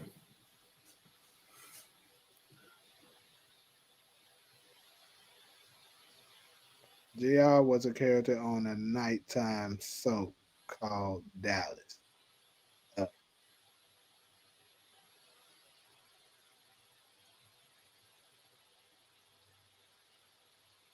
Dallas ran like 13 years or something. They When did it first air? The 80s, 90s? no, when Dallas, yeah, I think yeah. Let me see. I moved to Houston in '83. It was on then, because we used to hang out and get drunk and watch it. It Said was just that bigger deal on Friday nights. you said in 90? It would have been on in the 80s, late 70s. Oh, that's why I don't know what the fuck it is then. I know it. It's running on some cable channel. You need to go watch it from the beginning. It's a JR was something else. But you know where they I heard messed about up. it though. You know where they messed up. Patrick Duffy left the show and they killed off the younger brother character. Mm. And to bring him back, the whole season was a dream. His wife had dreamed him getting killed. So it's like the whole season where he got killed was a dream that his wife had, and that was some real people hated that. So Yeah, I watched the stuff on Pluto. just like if Ghost is actually alive, because Tariq was dreaming or hallucinating. I said that that it could turn out to be something like that. You know, something I think I might do. I think a lot of my biggest videos. Somebody suggested that I do this. I can't remember who it was, but my biggest videos that some of them that came out to be true, or some of them that's still pending, combine them together and release it. I think I'm gonna do that because I actually made a video about it could turn out to be him in a coma or something, and then it's just a dream. That would be real corny, but you know. But yeah, Pluto. I watched. I like the Wood. I mean, seeing the Wood was on Pluto. I watched it down there. Actually, the Wood. I'm writing a series right now that I kind of was inspired by the Wood. It's like based off real events, but like the way I'm writing it, the writing style, I kind of got it was inspired by the Wood of how it was written. Oh goodness, we got Dynasty in the chat, and uh, what else? I love Lucy. I love Lucy. I mean, I heard of it, never watched it. Come on now. What? Well, look, that was before my time too. I'm But about to say that shit's in black and white. Come on, bro. see, yeah, black and white stuff is some of the best. You need to watch some of them old black and white movies, them film noir movies. You know, like the Maltese Falcon, stuff like that. Right. I watch certain old stuff that my mom used to watch back in the day. My mama didn't watch it. I didn't watch it. Like I'll tell you an old show that my mom used to watch all the time, and she still watch it to this day. So some of the times I'll watch it with her if I ain't got nothing to do with it. I'm just so happen to be in there with her. The Little House on the Prairie. She's still to this day watching I never watched that. I don't like country white folks. But anyway, it. the one show the,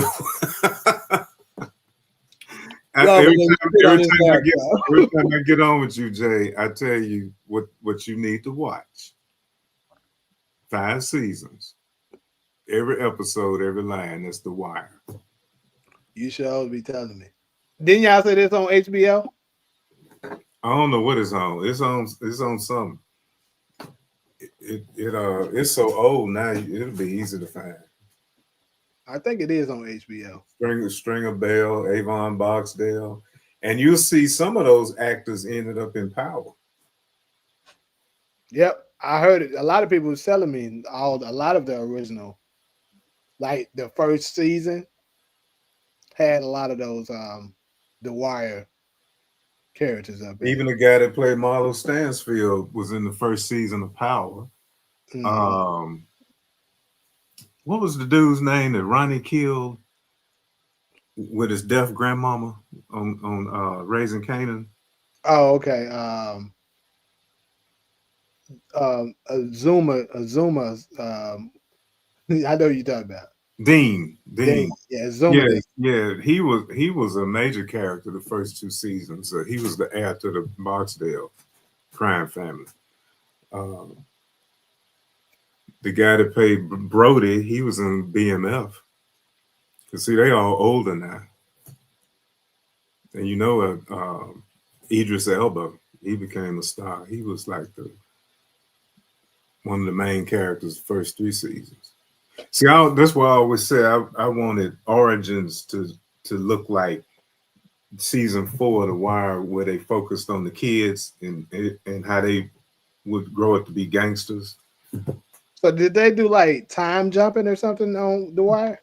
No, they it was all in Baltimore, so it's like Baltimore, the city was the main character. So you saw these different systems in Baltimore. So you saw the police, you saw the gangsters, you saw the city government, you saw the school system, and in the last season you saw the media, the newspapers.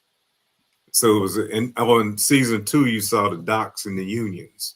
So you saw the different aspects of the city, and then it was all interwoven together. Oh, it's a brilliant show. You wouldn't have power without the wire.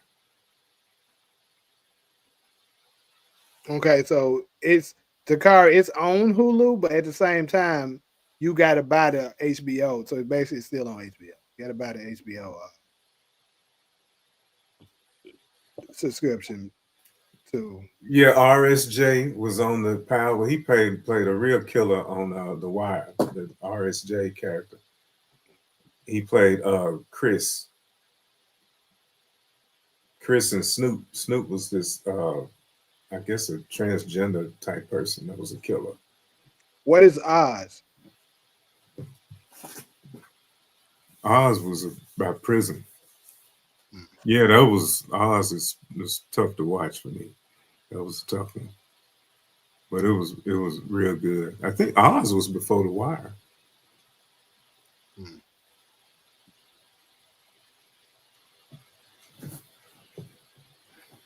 Well, let me go ahead and drop down to this depth of JP thing.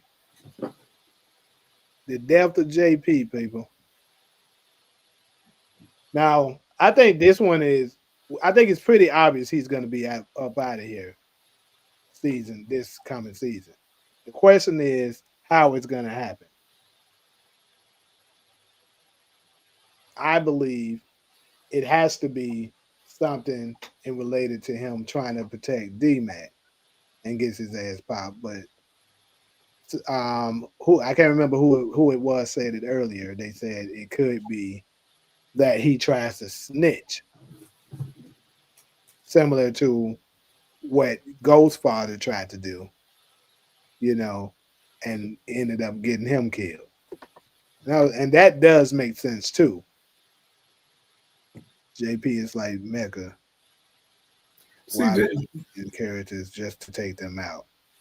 JP was always on my death list from the first season because he Tommy's, your family is always your weakness. So between JP and D-Mac, it makes sense that the rival gangs would go after the family member Mm-hmm. once Especially when it's they found out family. that Tommy had family. See, Yeah, first especially when it's a family member that's like not too gangster to be able to hold it down themselves. Like he Mhm. wouldn't be concerned if it was Ghost because Ghost can handle himself. But you know, JP is like a liability.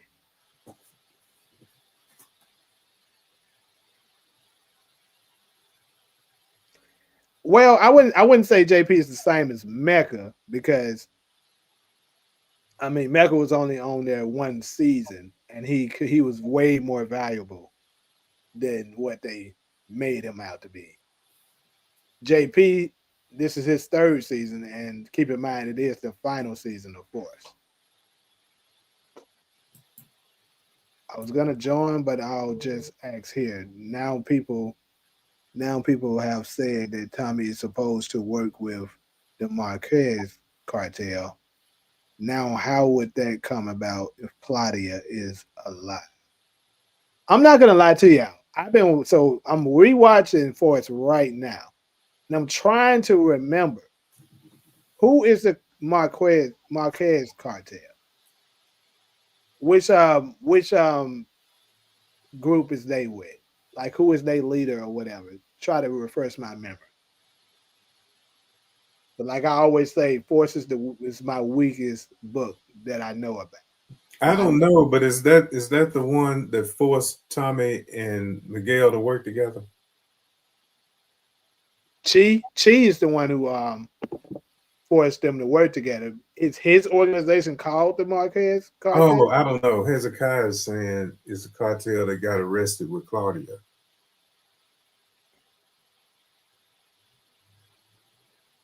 That makes sense. Yeah.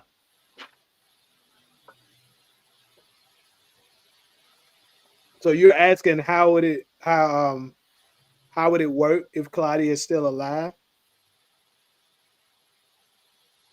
I mean, I don't understand why they would change anything though. Really, if anything, say she gets out, she lets them know that it was Tommy that was responsible for writing them out. Now they will have a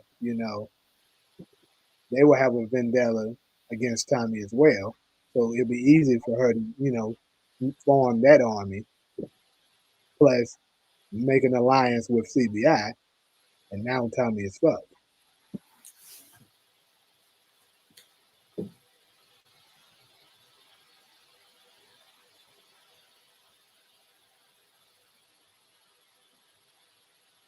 It's crazy how y'all remember all that. Cause I was going to say that's too much. 2 minutes. I remember that it is. Mm-mm. Like the original Power, I remember all that shit. Book two, I remember all that shit. Raising Canaan, I would say I remember all of it. Forrest, I don't remember all now. Roberto Ortega, I don't even remember what the hell he looks like. Who the hell is that?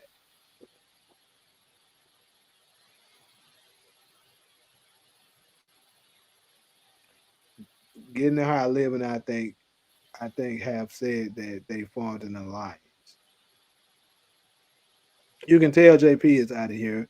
He and DMAC are getting closer, and they need at least one sad death to make an impact on the final seat. Facts. Anytime you see somebody that wasn't really getting along at one point, and then all of a sudden, oh, they really close, they had one of their asses up out of here, and we know it's not going to be DMAC. So JP is definitely up out of here, and more than likely, it's gonna happen with him trying to save him. So somebody said this. I don't know who it was. It could have been I watched this on Getting How I Live channel. I'm not sure, but they were saying that it could be a scenario where Tommy is, I mean not Tommy, Jannard and Diamond are attempting to hand over DMAC to King Kilo, and in the midst of that, JP gets involved and he doesn't make it out, but DMAC does. And the funeral, we now know because I remember at first I was saying that funeral could potentially turn out to be Miguel's because Miguel was up out of here too. But we now know that I would say we can at least say 90% sure that's JP's funeral. Why would D-Mac be at Miguel's funeral? Well, Miguel was at JP's funeral. That's what I was waiting on. That's what I was about to give it an address. People asked that when I first said it. I was like, Maria and Tommy are close, so it's possible because we did see Miguel shooting, with Tommy when it looks like they was going to avenge JP. So why would Miguel be with Tommy? That means our alliance has been formed. So I think it's safe to say that they probably have became a little close. He might look at him as, Maria's looking at D-Mac as probably her nephew, now that she's with Tommy. So that means Miguel probably would look at him as that as well, because he was at the funeral.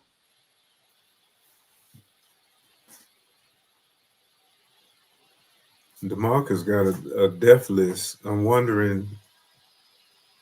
So do you JP think Dash mentioned on Diamond's gonna make it out since he killing off No, Janard. okay. Yeah, so it was Branford who said that. That was you said it earlier. Gotcha.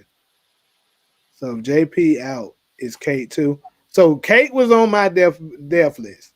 She definitely was on mine. I'm gonna actually make a separate video breaking down everybody that I think is gonna get taken out in force, and then possibly break down how I could potentially see it happening, judging by now that we have the trailer and a few teasers.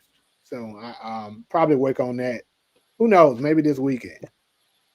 Uh, I think movie by damn. Maybe I need to slow down on smoking.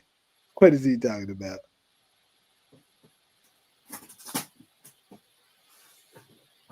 Death predictions: Vic, JP, Merkovich, Miguel, Bill, Sainshine. Who the hell's Bill Sainshine? Chi, Shanti, Roberto Ortega, Grayskull, Raheem, and Janard. Who the fuck is Raheem? Tommy and Miguel will team up because of the Marquez cartel. So is the Marquez? So you're saying like the Marquez cartel is going to become a problem to both of them? So they're going to see past each other's differences and go ahead and work together.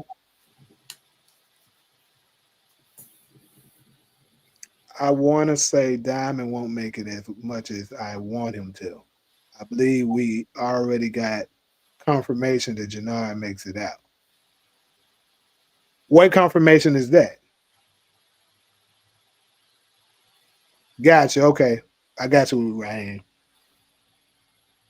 But what confirmation you're talking about that Janard makes it out? I mean, Janard is the one with the most potential, so that would make the most sense to me. And keep in mind, like I said earlier, I believe Force is going to be the most explosive season we've ever seen of Power.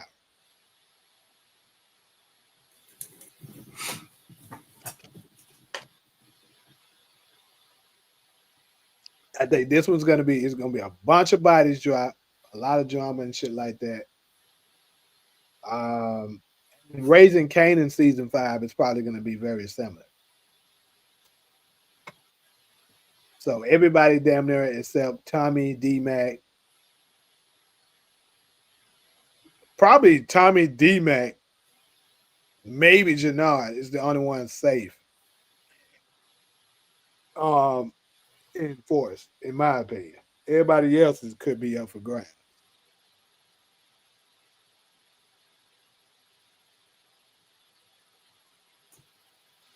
I don't think Maria she don't got a clean slate. I think she could be up out of here.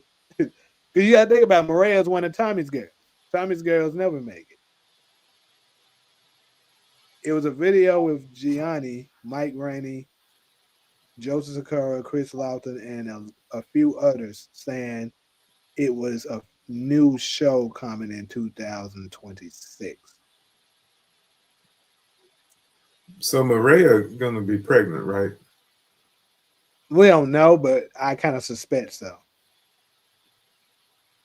I think so too. With that Holly, didn't they have a Holly hallucination They did. back in probably so? Uh-huh. But I don't think that 100% guarantees Chris Lawson's gonna make it. They could have just had that nigga in there to throw us off, and then nigga get be dead as hell.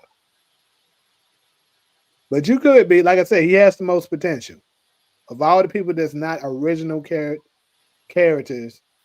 Obviously, D-Mac with his youth, I think they can use that to go, possibly team up with Tariq and do something. But of all the older, characters, Janard has the most potential because he's the most likable character and the best actor of them. So more than likely they're going to pick him over Dime. I wouldn't. I wouldn't.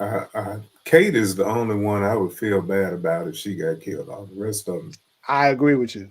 could go. Kate is the one I agree. that would bother me. Yeah, same.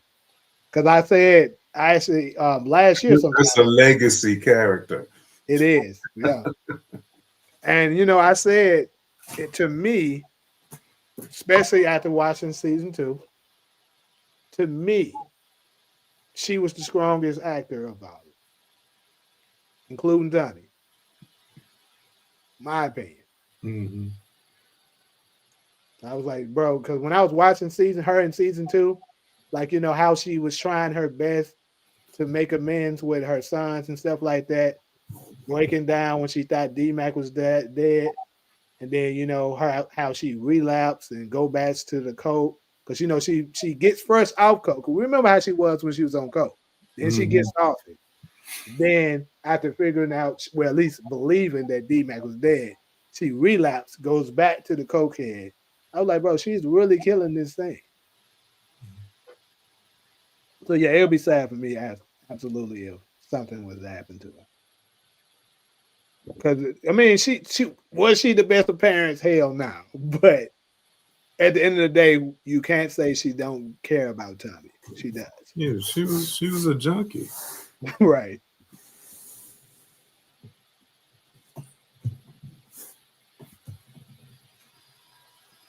And you haven't forgot we saw Kate in Raising Canaan, right? Yeah, we seen the younger version of her, season 3, episode 3.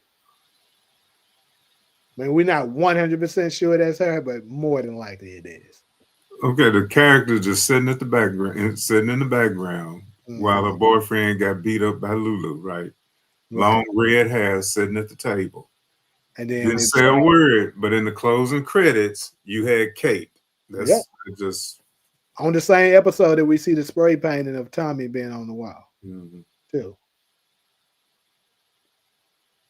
So, I mean, I believe it is her.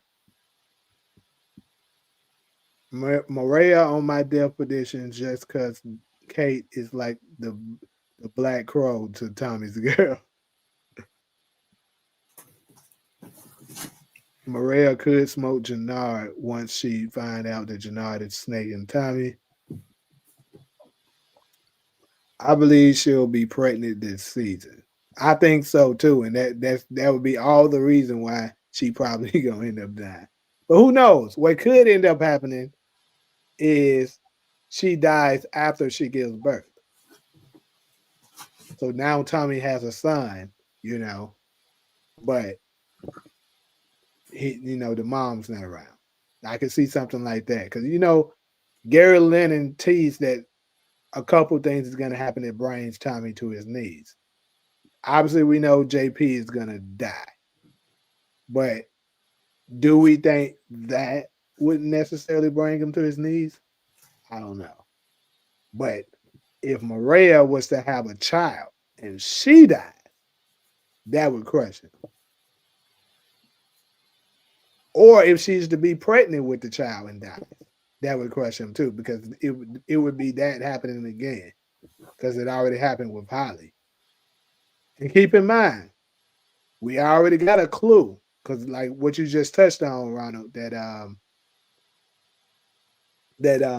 we seen a hallucination of Holly already, and she was telling Tommy during that scene that you can't have a girl in this life because basically the same thing is going to happen to her. And even Kate tried to warn her, like, Mhm. look, it's not working out, stop trying to have a girl in your life. So he could share the same fate, and then that just crushes him, and then he just become crazy. And I actually think what a couple of us said, that Tommy's going to become like the next Breeze, because after he loses Maria, he's gonna lose it. And if you pay attention in the trailer and in one of the teasers, he's been talking about Canaan a lot. He's been talking about how he's gonna baptize D Mac like Canaan did him and Ghost. And then he mentioned Canaan again in the teaser. So it makes me wonder: is he going to actually mention Breeze a few times too? Probably will. And now he's going to look at D-Mac, Tariq as his people that's under him, and he probably gonna end up how I can see him going out in legacy, protecting one of them, or one of them particularly Tariq. Probably gonna put his ass out of here. You're gonna have to put him down. Then they're gonna be crazy as shit. And Maria is pregnant. I don't think she dies. If they have both of Tommy's baby mamas dies while pregnant, that would be correct. Now I'm telling you, that's what would probably happen. Shanti is telling Tommy to watch his back because CBI thinks that Tommy has Raheem hit. He said, R.I.P. Kate Egan overdose. If Kate dies, you know Tommy's officially dead on the inside. Lost his two brothers in the game, Ghost Kanan. Lost his actual brother, the woman he was going to marry, and now his mother. That is losing everybody. We're going to still hold hope for Ghost, though. Let's not do that.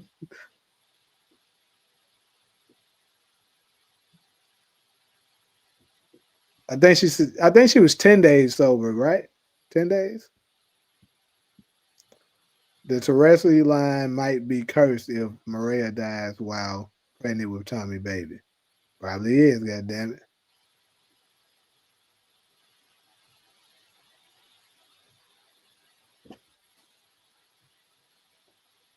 I think Maria gonna get pregnant by Vic Flynn. What the fuck? Hell no. Holly and Maria dying while pregnant by Tommy. The rest is bloodline curse, maybe. Yeah. We can't forget that Jannard crew shot D-Mac in season 1, and D-Mac could find out and retaliate on CBI.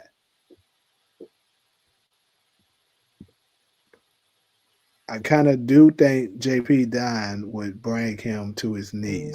He's gonna feel like it's fault that he was killed. It was his fault. I just think it's gonna be more to it than that. I don't think JP dying would bring him to his knees at all. Maybe Yeah. Maria or Kate dying might. Yeah, that's what I said. It's them two that will bring him to his knees. I think JP was just hurt. Oh, he would get mad. He would just get and he'll mad. be pissed off about it. I actually talked about this on a live before, and I compared it to, I think his anger for the JP situation would be close to how he responded when Julio was killed. He was pissed off about it, but not, over the top pissed off. I think he'll probably care a little bit more than how he cared about Julio, because obviously that's his blood, but not bringing him to his knees. Like the only time we seen him get brought to his knees twice so far. And both times, think about this, both times that it happened, you can argue 3. Let's say 3. Honestly, I don't even think Ghost brought him to his knees like that, to be honest with you. But when Holly died and when Lakeisha died, that nigga was hurt. Like he was crazy as hell after both of them died. Everyone can have a girl on the show but Tommy. That's fucked up. Hey, but he's the one that's gonna survive. Think about it.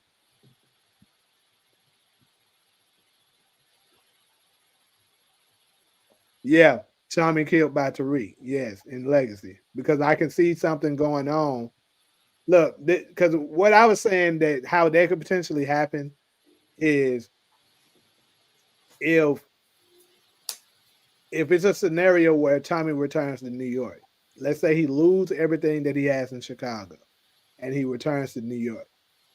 What are the odds of Tommy actually cooperating with Tariq, working under his nephew?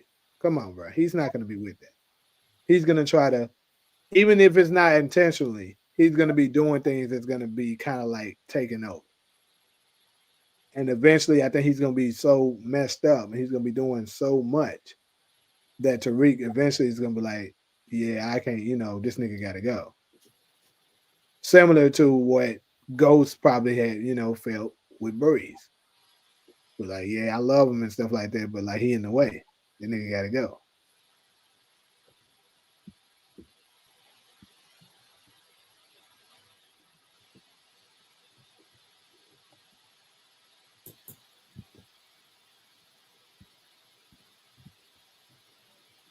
Could be a hallucination scene with Tommy and Tony to rest it. Are you referring to the scene when he's sitting in the chair? Somebody sitting in the chair and Tommy's standing there. I didn't think about Teresi, but who knows? That could very much happen. I'm glad y'all not writing the show because y'all think so boring and predictable and basic. This nigga. Anyways, Maria seems kind of me for Tommy, so I could see her getting killed off later and Tommy getting a stronger love lead in the next series.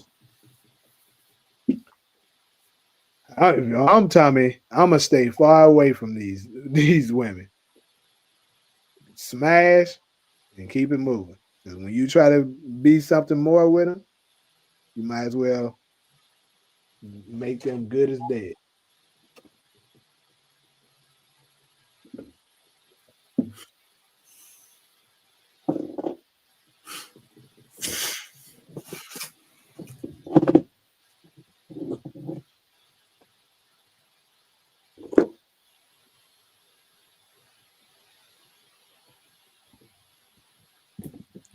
All right, we're getting close. I'm getting close to being ready to shut it down. We at the 2:18 mark. We in the same time zone, right? Yep. Yeah, you got me up late. It's 10 minutes to one. I'll be up though, so I saw the live. I said, "Well, shoot, let me jump on." I got to get up at 6 in the morning.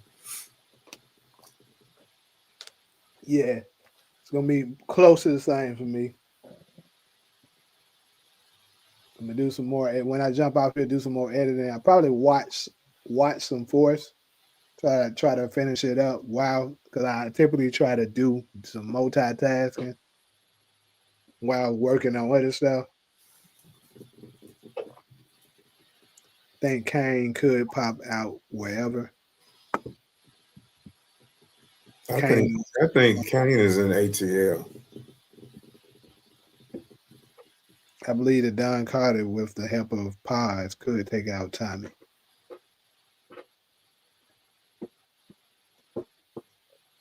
In Legacy,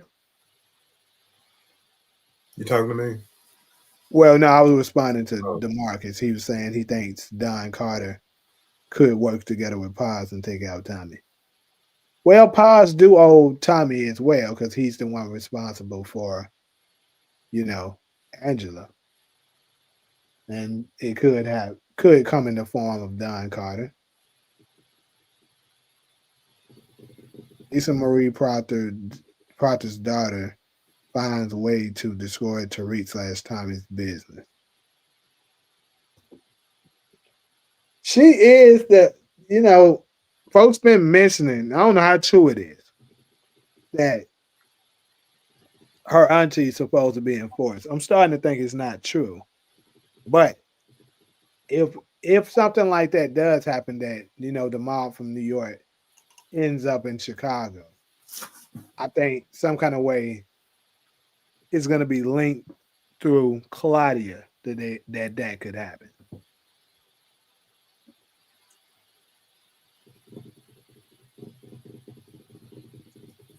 Don't know when Too Big is returning, but I think it would be nice for them to put him in it. Because I mean, him and Tommy already worked together, and he would be a great soldier to add to him. He needed right now. The mob comes for Tommy, then they gonna eventually come for Tariq. Yep. Which that would make a lot more sense. A lot of sense of why he would make that call to Tariq too, because it affects him as well. But also, I would think if they coming for Tariq, wouldn't it be much easier for them to just attack Tariq first, than to attack Tommy? Because he's right there in New York with them.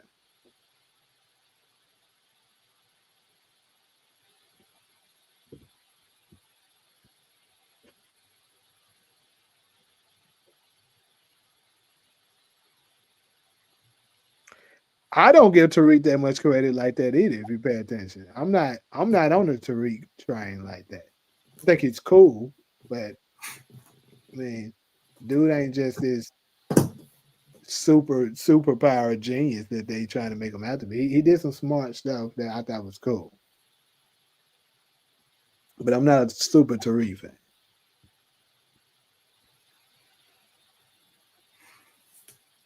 Wild Raising Canaan prediction: Pernessa finds out Unique/Rock's secret and kills Rock. What secret? She already knew that was smashing. What was this? Was a little off topic. What was that movie where the kid was playing these two rival gangs like a chessboard? What was that movie? Um, was it Fresh? He was playing chess, but it's the same way he was manipulating these two rival gangs. I have no clue. Does anybody in the chat know the movie I'm talking about? This little black kid. I think it was Fresh, but that's how I see Tariq. He's smart in a way. I could see him. I wouldn't mind playing him in a game of chess. Other than that,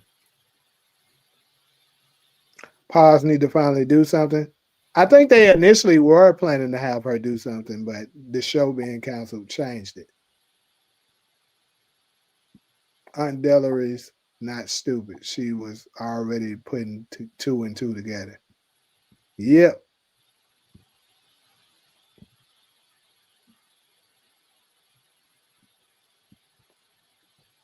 2-bit drawing unemployment right now.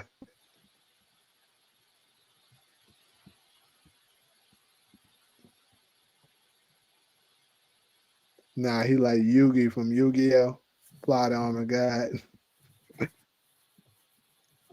yeah. All in said it was Fresh. You need to find that movie, Jay. Fresh. Fresh. I don't It's think a I ever heard of that. it's a gangster movie. It, it might have been before your time too. No, I don't think so. This probably came out in the 90s.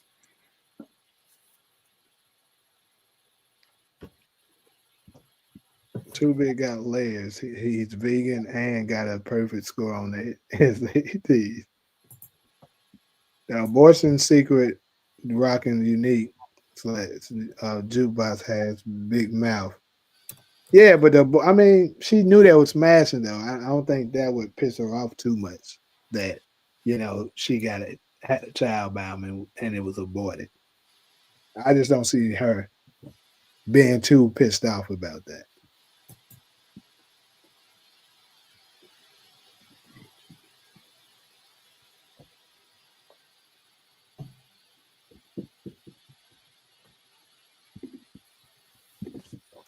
Oh, that movie was in '94, Jay. Let me see. Do I recognize it at all? I, Samuel Jackson was in it. yeah, he was playing that speed chess. I don't like that.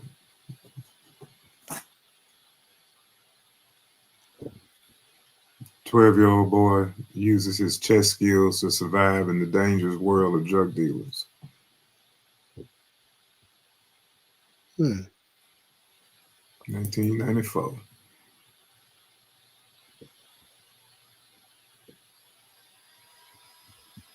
Giancarlo Esposito is in it too.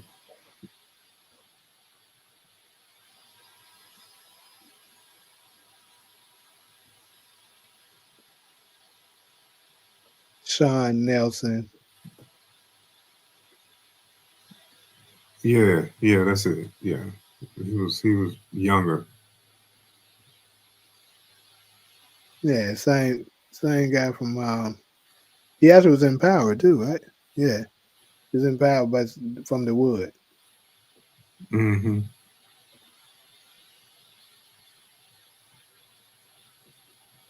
You ought to check that out. You like that? It's on Tubi, they say.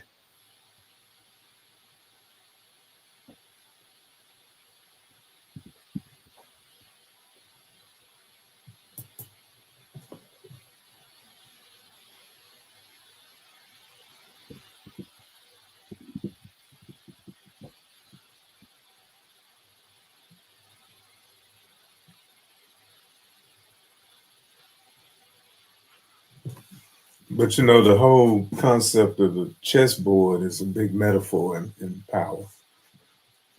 Yeah, have it all through the intro doing the songs and shit.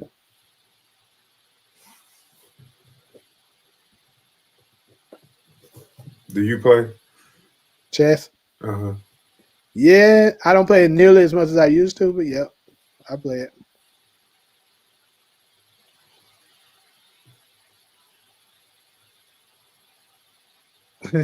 Now that Tariq is business partners with Chinadu, he better get a new car in episode 1 of Legacy. He should.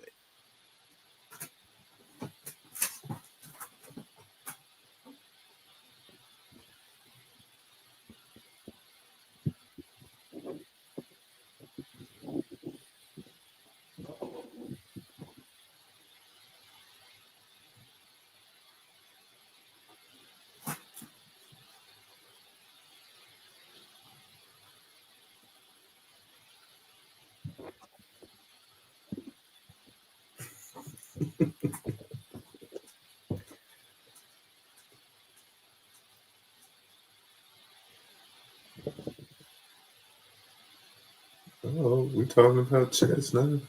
Right. It's like we got a lot of chess players up in there. Yeah, I haven't played in a I while, like but playing on a computer. I have to play somebody. I got two chess boards, real nice sets. Wood, one of them is wood, and another one is glass.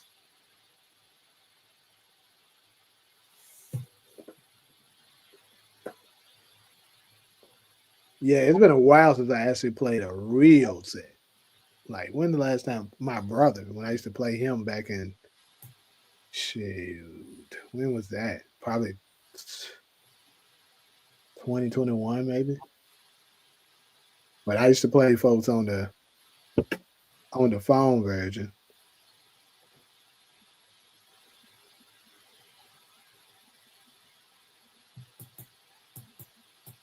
Used to play. I played my friend not too long ago, but he's not good at all. I beat him so easily and so quickly that I don't even count that.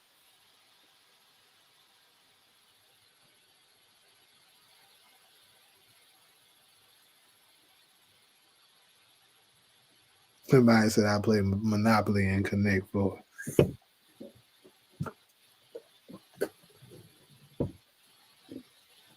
I had never played checkers. I was playing chess since I was a teenager. I used to play checkers too. I also beat folks' ass at that.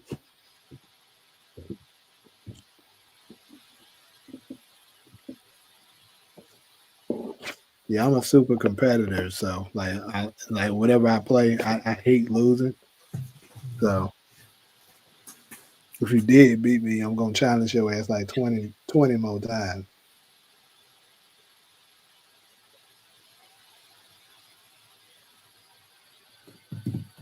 The game of chess is what many empires use to plot out during wars. Yep, I can see that. I think it's called a game of life. Monet was more dangerous than the Rock. Oh, the hell she wasn't, but okay.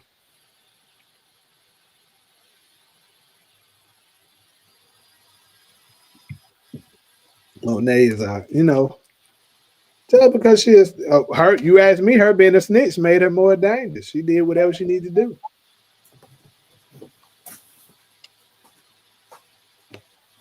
I never did like Monet.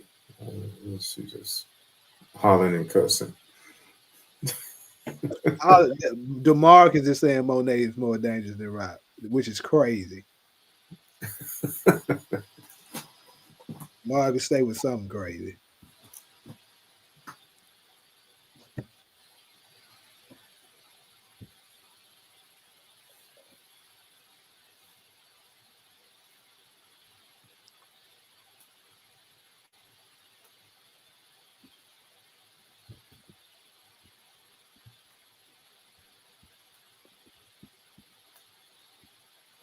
I don't have nothing against Monet's character, but to say that she's more dangerous than Rock, I just think that's not true.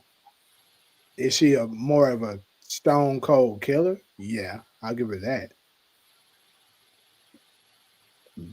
But that's because Rock is way more strategic with it, with the things that she do. She's definitely way smarter than Monet. Like we talked about in the last live, Monet needed people to think for her. Rock was the thinker.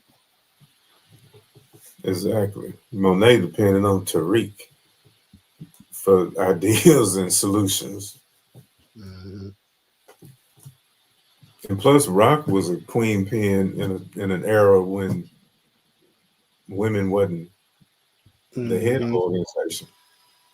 Yeah, and that's kind of the points that I was making last time we had it. You wasn't in that live, Ronald, but yeah, those were all the points I was making. I was like, imagine if Rock was in this era, how cold she'd have been.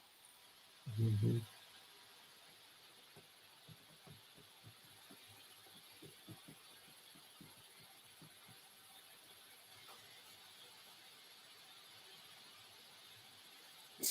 Pink sneakers and Liliana weren't either. They just were killers. I think we got to put a distinction between killers and like I guess we need to put more um like to elaborate a little bit more on what we mean by dangerous because see Rock I think if she wanted to she could be what Monet and Pink Sneakers and Liliana were. But the thing is, she's the head of an organization. She's not going out getting her hands dirty all the time like that. Monet, Monet, she is like she up there, but she was never at the same statue that Rock was at. Like I use it as a perfect example. Monet should have been known throughout New York if she was that big time, but she wasn't. Because there's no way she shouldn't have known who Ghost and Tommy is.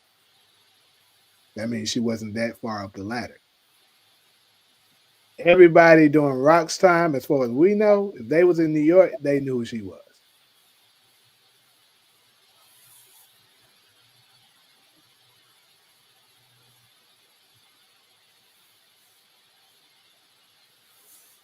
Rock was strategic, and She was the first one. she knew how to manage her emotions. Monet was Yeah, always that's a huge reactive. one. She knew how to manage her emotions way better than Monet could. See, Rock was the first one to build an organization, a finesse organization, to make it be in plain sight, like moving product without being on the corners. Monet didn't know how to do that. Tariq had to teach her how to do that. Because before, if you pay attention, before Tariq came into the picture, they was moving everything on the corners. Mhm. Yeah, Monet got rid of Def Con and High Post, and probably Def Con's brother too.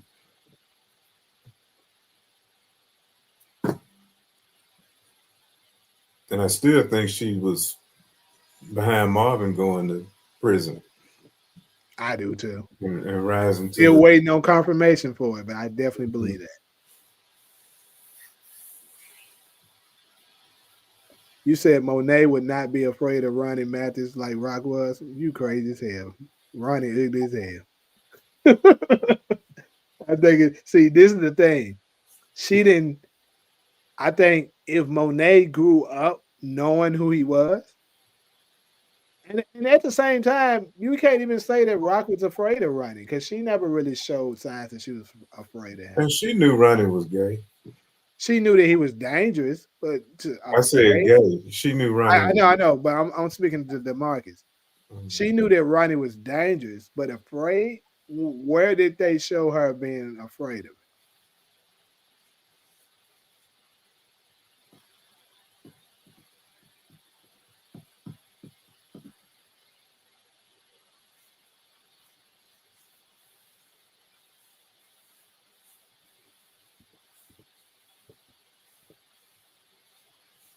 Monet doesn't know who Tommy Ghost or Kanan were because she didn't grow up in the neighborhood. Lorenzo is from Queens. He should have known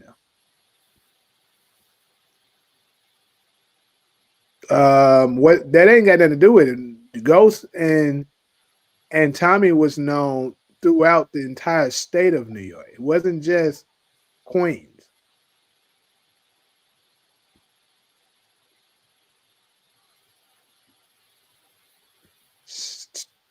Snaps and Pops and Defcon taught Rock Monet only had Lorenzo.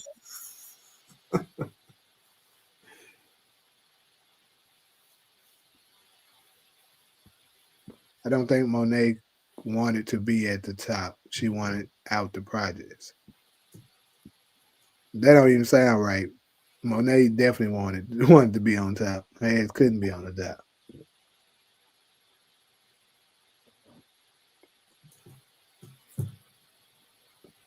I hope Rock is alive, gets out of the prison, and Legacy and comes for it to read. That'll be a nice storyline. I've been talking about it. We'll see if we get it.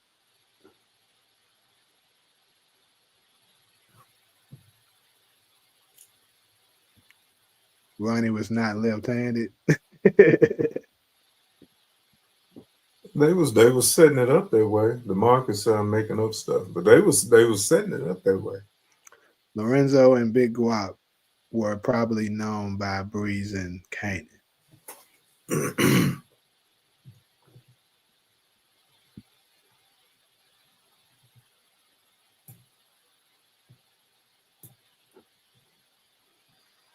Wonder what that paid in full series 50 working on going to look like. Look forward to it.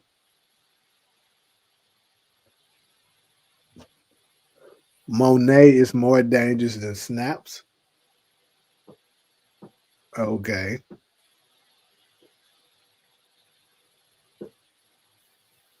Was Ronnie left-handed or just really awkward around women?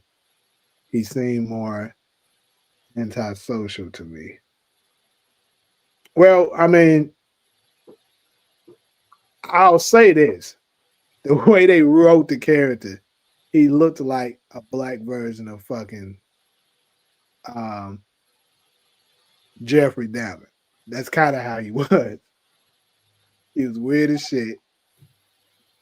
Looked like he was kind of autistic. He was smart at the same time, you know, kind of. And then, I mean, I don't know. Like they said, they never seen him.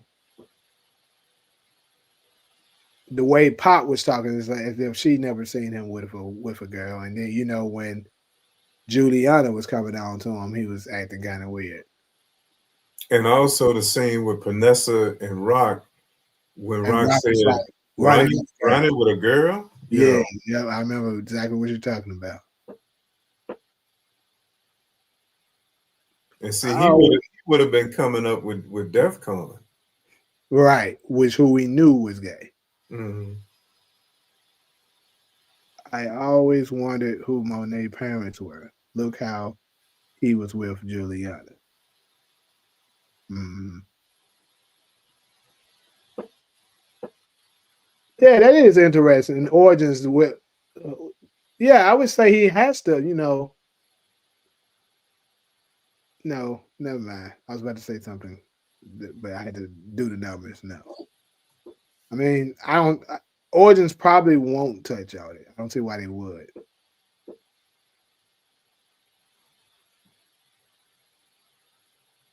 That's a good point, Branford. That Unique probably would have said it, and then the fact that Unique was trying to put some girls on him kind of makes you think that he wasn't. Because why would you try to put girls on your brother that you know is gay? He didn't necessarily know he was. I mean, it would kind of be crazy for you to not know, though. If you were around him, like it seemed like they were. The way Panessa was telling the story, they were around each other were a lot, and he would beat up anybody who even looked at him wrong. And keep in mind, Ronnie was only in jail for 3 years, so it hadn't been that long ago since he'd been around. Well, DEFCON had a cover. His cover was rock. So everybody thought DEFCON was straight because he had a girl. True, but And I think DEFCON was running things.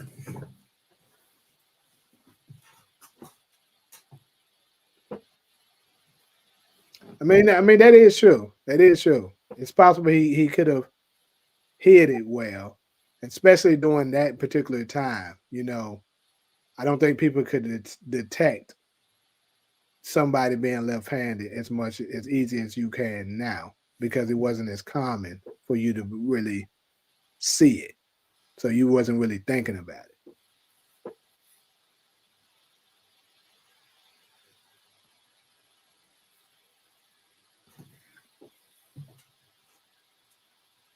I wonder if Breeze has a baby mama that's in the game.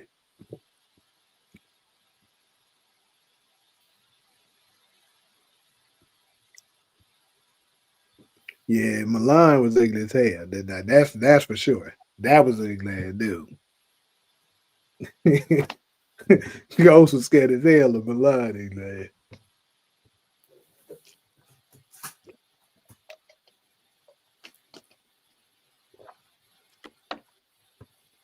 And like Kanan said, I don't seen Ghost scared before. That ain't good for nobody.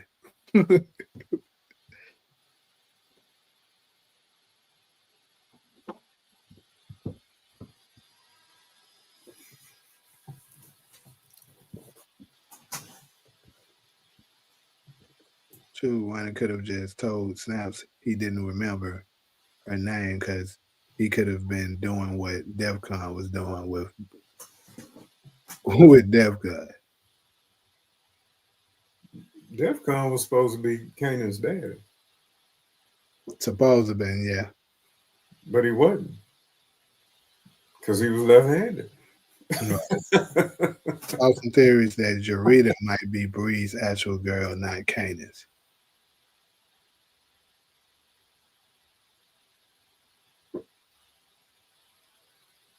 Yeah, so and that I think I seen somebody also say that Sean may have been Bree's son instead of him. That's what he was suspicious of when he was talking about the DNA test and shit.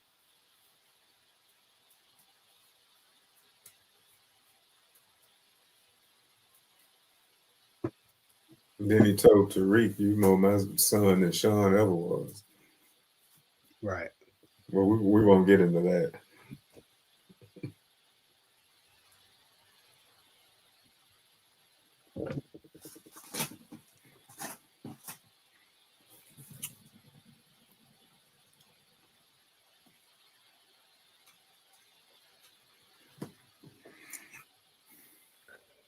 All right, people. I'm about to close this thing out in the next probably 5 to 10 minutes. So last one, March.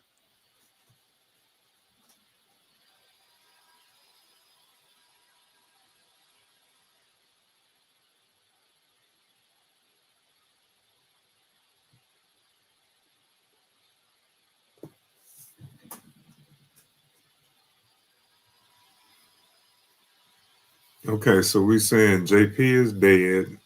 Claudia's back. Diamond betrayed Tommy justifiably, and the daddy killed Wendy. Possibly, or Alex people, may have seen some I don't people. think it was Alex. I'm gonna go with the least suspected. The Make it dad. good. Okay. Yeah. Make it a real whodunit.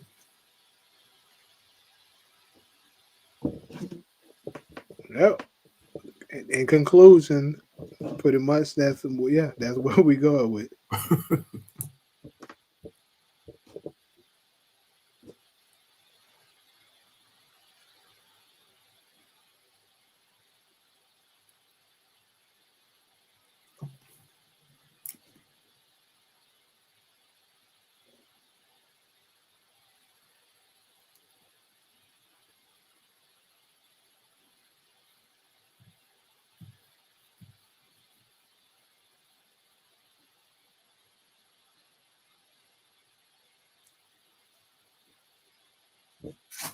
I don't think the Marxist theories are wild. I just like following the facts, the clues, what we know. I don't. I don't, 22 I don't, I don't seconds. get creative. Ouch. Cool. Yeah, go ahead and get started on reasonable doubt. So when also for the people that's in here now, we discussed this last live.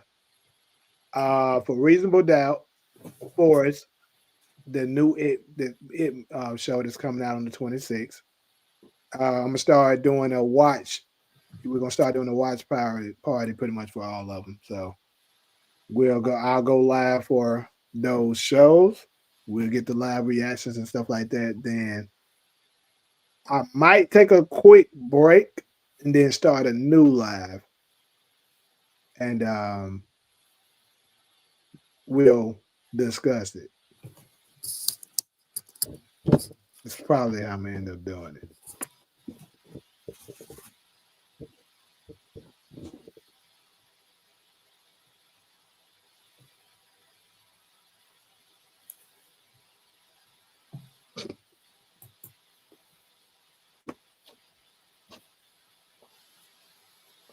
Tariq might not be able to fight, and his acting range is limited, but he sure had you niggas tuned in every week. Damn, 3 comments just came and popped that shit out the way every week, so he's doing something right. I don't have nothing against his acting, so his act can't fight. That's a fact. We know that. His the best acting was his scenes with Amara Hardwick when they was really going at each other. That was Yeah, Michael Ray's best actor. Now book 2 Ghosts wasn't nothing, no yeah, phenomenal acting. because in acting, a lot of the times you do get your best self you're doing it with somebody who's a strong actor. Like book 2 doesn't have a whole lot of really strong actors. Like the strongest actors in book 2 would be Woody. Woody, Lorenz Tate, um, Lavelle, and shit. Who else? I mean, Mecca is strong, but the thing is, if you pay attention, the strongest actors, Tariq don't have a whole lot of scenes with them.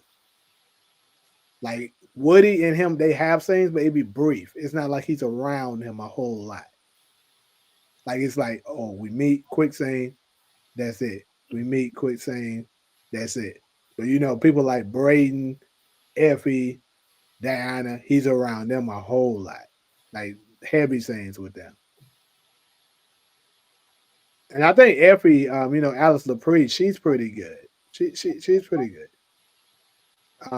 Latoya is okay. She's not, she's not the strongest. She's still an ingenue type. Definitely Michael Ealy. Like Michael Ealy is arguably the strongest. That mind so damn big. Definitely Michael Ealy for sure.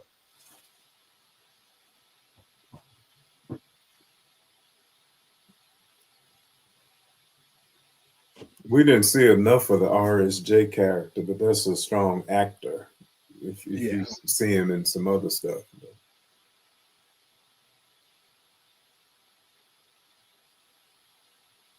React to 90s movies like Boys in the Hood and Minister Society. I mean, I do love both of them movies. I mean, shoot. I don't know how I can do it without. Let me. I mean, you probably can do them old school stuff like that. If I put it on the cross screen, possibly could. I never complained about book two. I enjoyed it for what it was. Writing issues and plot armor included. That's how I feel about it too. And to be honest with you, my views were the highest with book two. I'm just saying, book two was popping.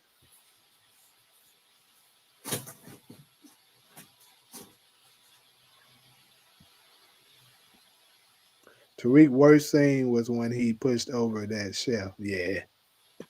Matter of fact, Alejandro was clowning him about that shit in his last video. I'm Tariq's like fucking Patrick.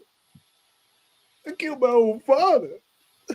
Yeah, he was dirty damn that shit. Fucking tired of these niggas thinking they could go against me.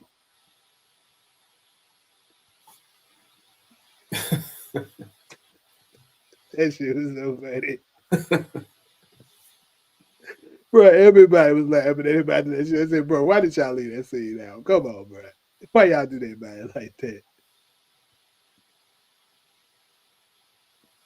And what it is that Michael Rainey just doesn't have that tough guy thing about him. He just doesn't have it.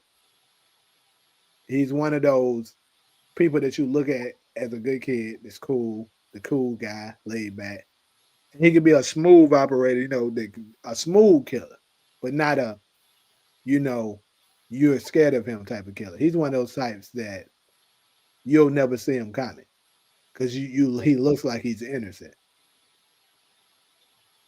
which he does those things well. But if you pay attention, if it's time for when he's like getting physical with somebody, it don't look too well because you can tell that's not naturally him.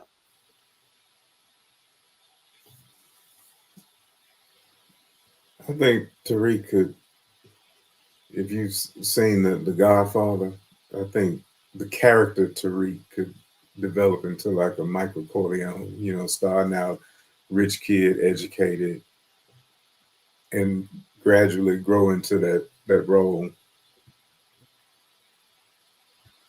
Yeah, see, but so far, to me, he just hasn't gotten there yet, and he's had a lot of years to do it. Now, Not really.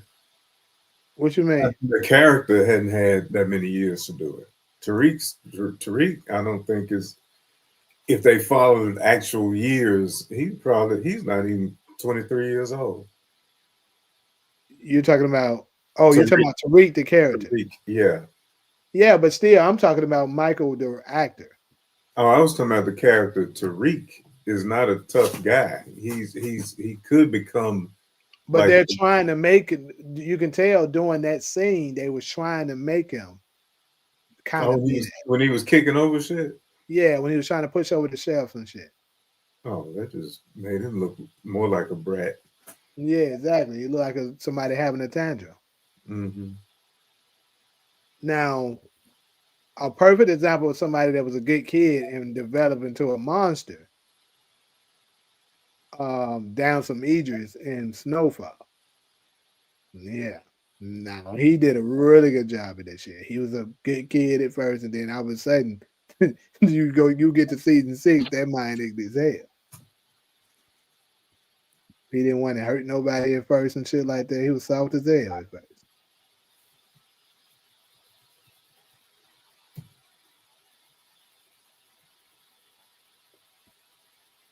You said you think Latoya does well. She had to cry, be mad, messy, show a lot of emotions. Her character, although her character may have some range, I'm just being honest, and trust me, I actually love Latoya, but I'm just being honest. She do have some shaky moments. I can actually think of some of them off the top of my head, and anytime I can do that, that means like Woody, I can't think of. Oh, that was shaky. Michael, I damn sure. I'm not Michael. When I say Michael, I'm talking about Michael Ealy. I damn sure can't think of a scene that was like that was shaky. That motherfucker was killing everything he was in. But stuff like that.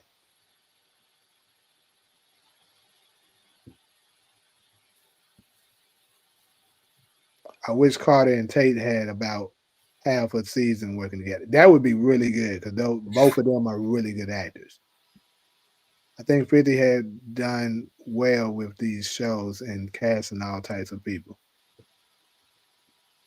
For the most part, Diana could flip on Tariq once she find out that Tariq is working with Chinadu. Could.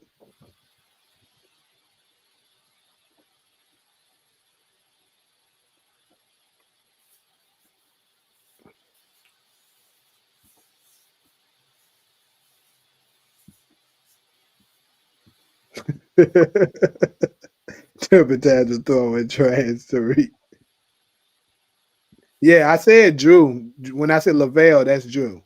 He's actually really good.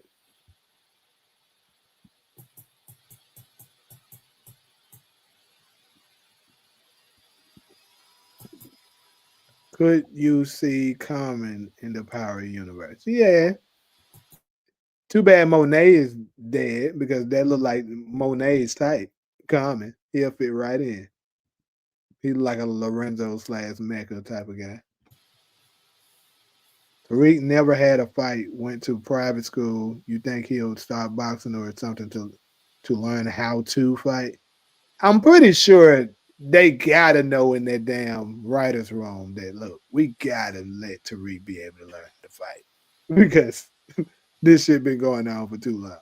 So yeah, I think eventually. The car scene with Zeke going off on Monet about Officer Ramirez had to be the funniest. Shit! Yo, you always talking about this is my life, my career.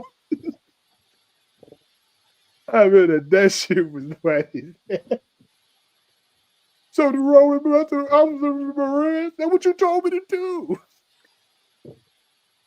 So a lot of folks ask me this: do you think he's that is his acting, or that's the character? Like it's bad acting, or is it the character? But I think that's him as the character, which is good. The pain is funny as hell with the slow ass moments. Yeah, I think it's the character too. Say my Because he wasn't smart. birthday. That's why he Wrong needed year. Tariq to do his schoolwork because he wasn't smart enough to even be in college. So that actually fit. He's probably a decent actor. Yeah. Michael from the Wire had one of the best transitions from innocent kid to real gangster. Yep. I agree with that. I don't really remember Common as an actor, to be honest with you, so I can't really say it. He was in something movie, but I can't remember The what only it movie I was. remember him in Series. is the one he had with Queen Latifah when he was the basketball player. Wasn't he in somebody's TV series? Come on. I don't know. It Not a wasn't. major character. He was in something. Biggest issue that Braden and Tariq come from the same upbringing, but Braden can fight and Tariq still get his ass beat.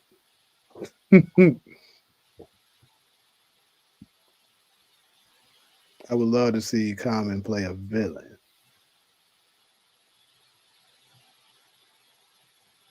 Common playing Ghost Dad. That's it. The Shy support just said it. Yeah, I remember commenting the Shy in the early season.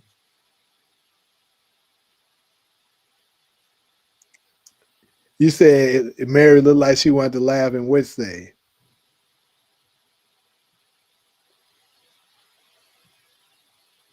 You said Zeke was spitting all over that car. I don't even remember that. Let's go look at that shit.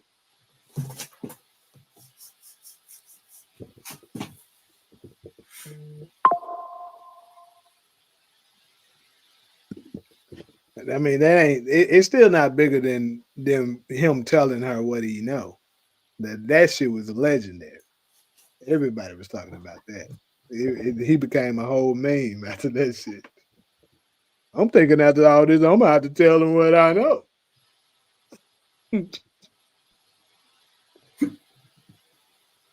Just that on the edge.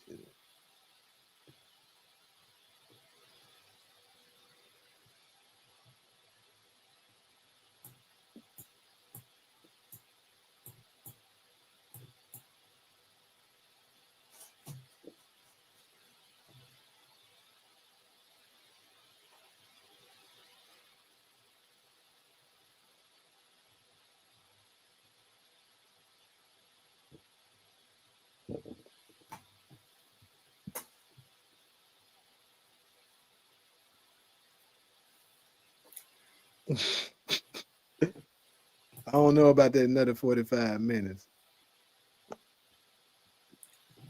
I'm going to hop off of here. I'm about to do. That's why I told him I don't know about no 45 minutes.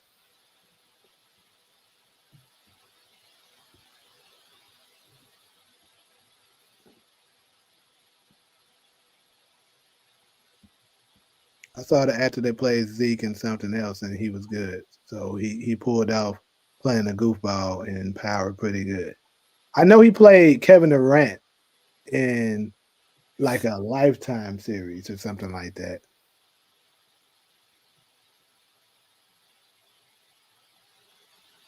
That wasn't my dad, right, Auntie? That was funny.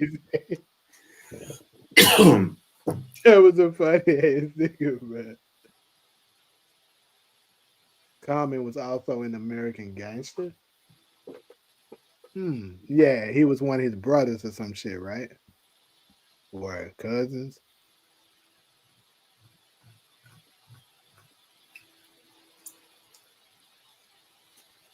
Damn, Common been in a lot of shit that y'all saying.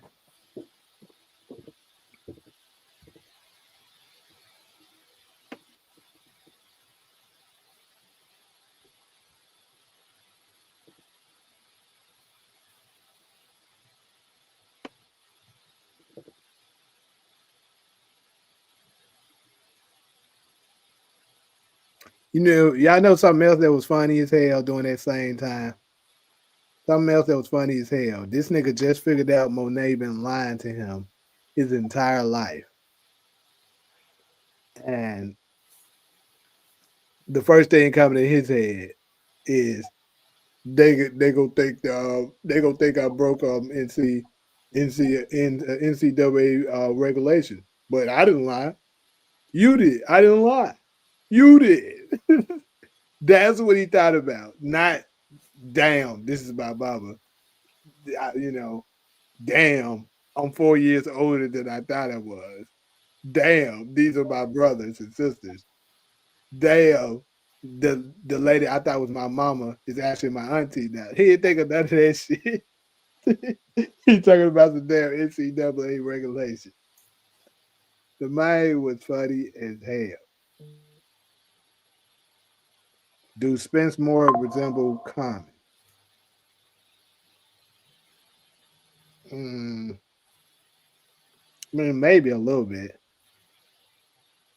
Yeah, Kane too. So, so he's your oldest son, not me. But both of them are the two ones that ain't that damn smart. That Okay. also made Kane younger than 23. Yeah, Kane was 22. But she had Zeke when she was 16. Okay.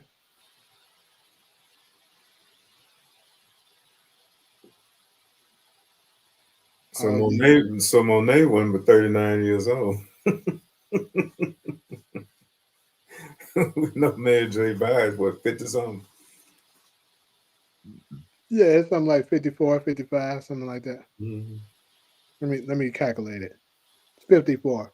Yeah, she's 54. Because I remember she's born in 71.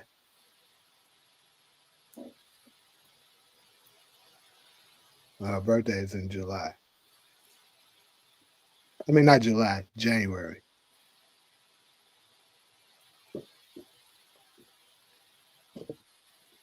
All Zeke wanted to do was play ball, just like all Ronnie wanted was his work. Yep. All folks had to do was leave them folks alone and let them work. And let my boy hoop. Zeke was one of the best characters for those first two seasons.